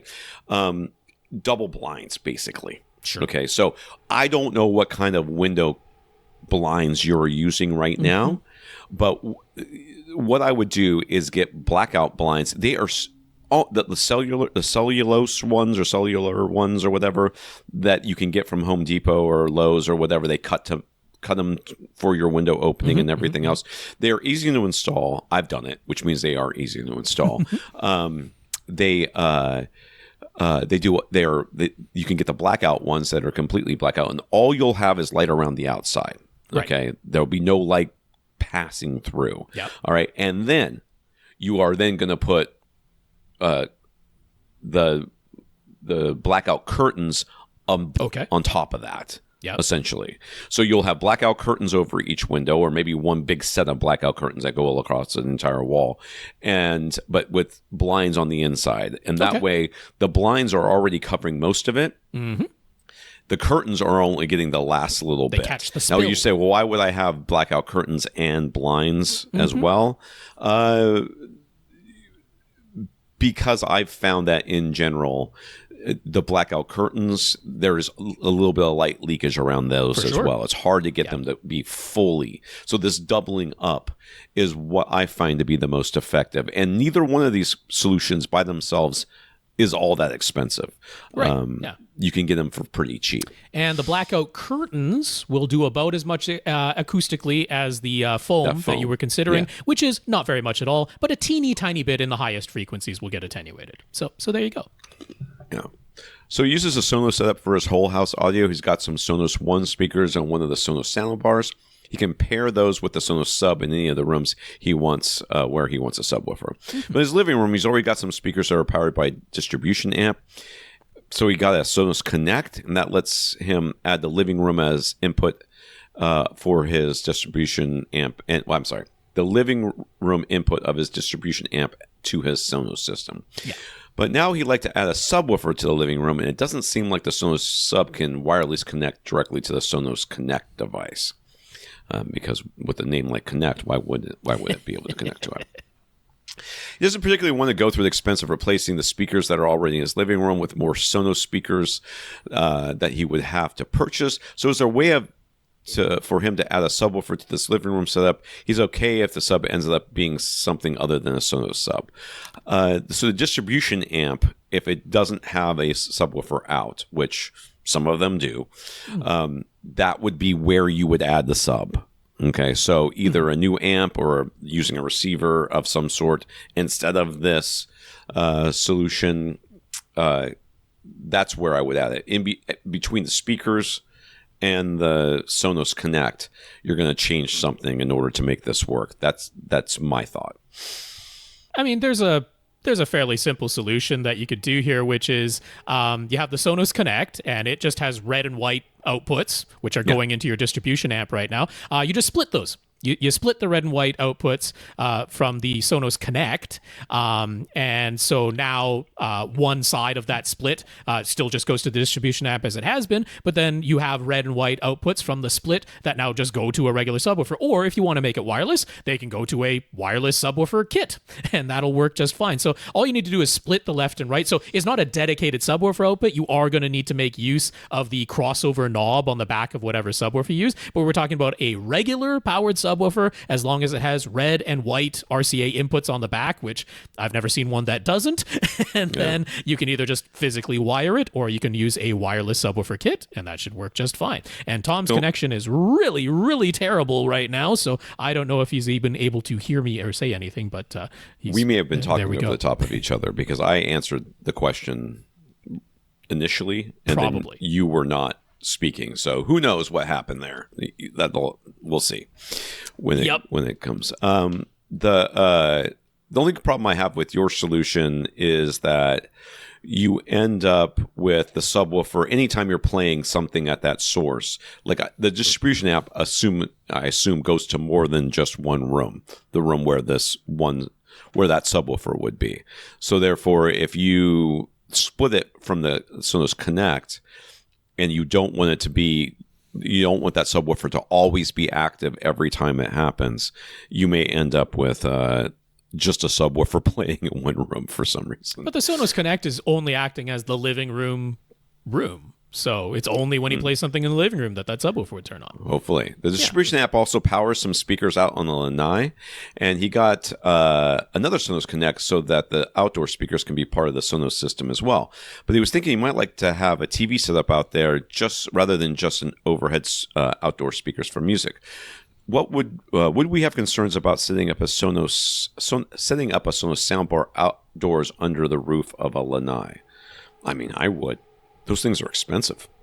They are expensive, and I definitely wouldn't leave it out there all the time. Like if it's a clear sunny day and there's no wind blowing any moisture under the lanai, then it's probably perfectly fine to bring the soundbar out there and use it. But if there's a chance that it's going to be left out there with, I don't know, a sea breeze that's bringing moisture across that thing, the Sonos soundbars are not weatherproof. They're not really meant to be outdoor speakers, so I wouldn't leave them outdoors. What you could do is get a Sonos Move 2, which is a portable outdoor waterproof speaker.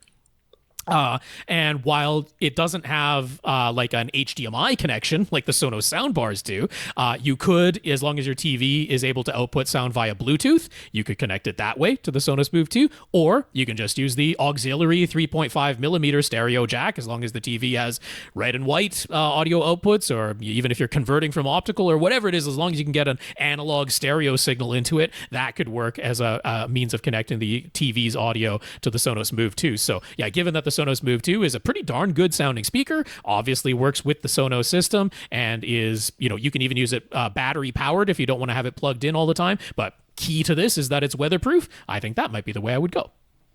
All right. So who do we have left? Quite a few, interestingly, because we had lots of questions come in. We've got Manuel, had a quick one from Infinite Gary, Jay and Jairus, and also Michael, I think, was the last one that did come in on Monday, but I wrote it up anyway. So yes, all of those names mentioned, you shall be on the list for next week. All right. We want to thank our listeners of the week. We want to thank our 121 patrons over at patreon.com/AVRant podcast, as well as anybody who decides to go to AVRant. Click on the Buy Us a Cup of Coffee link and send us a PayPal donation. Yeah, for the Patreon, it is patreon.com/AVRant podcast. If you'd like to sign up to make an automatic monthly donation. So big thanks to our 121 patrons over there. We also got notes of gratitude from Kevin, Leighton, Julian, David, Manuel, and Jairus. I think I said that right. Thank you for thanking us. I'll say names one more time. Kevin, Leighton, Julian, David, Manuel, and Jairus. Thank you all so much for the notes of gratitude and encouragement, because we really appreciate them. And a big, big thank you to everybody who continues to listen and send in your questions. If you want to get your question answered, all you have to do is ask. You ask by emailing us at question@avrant.com. For AVRant, I'm Tom Landry. And I'm Rob H. Now go out and listen to something.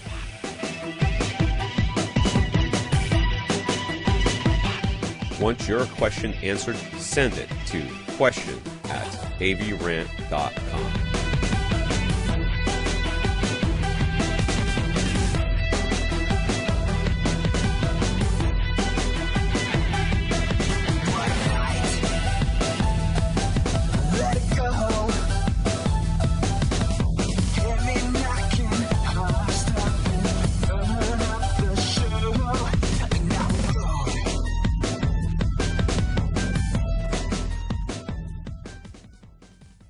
This is AVRant.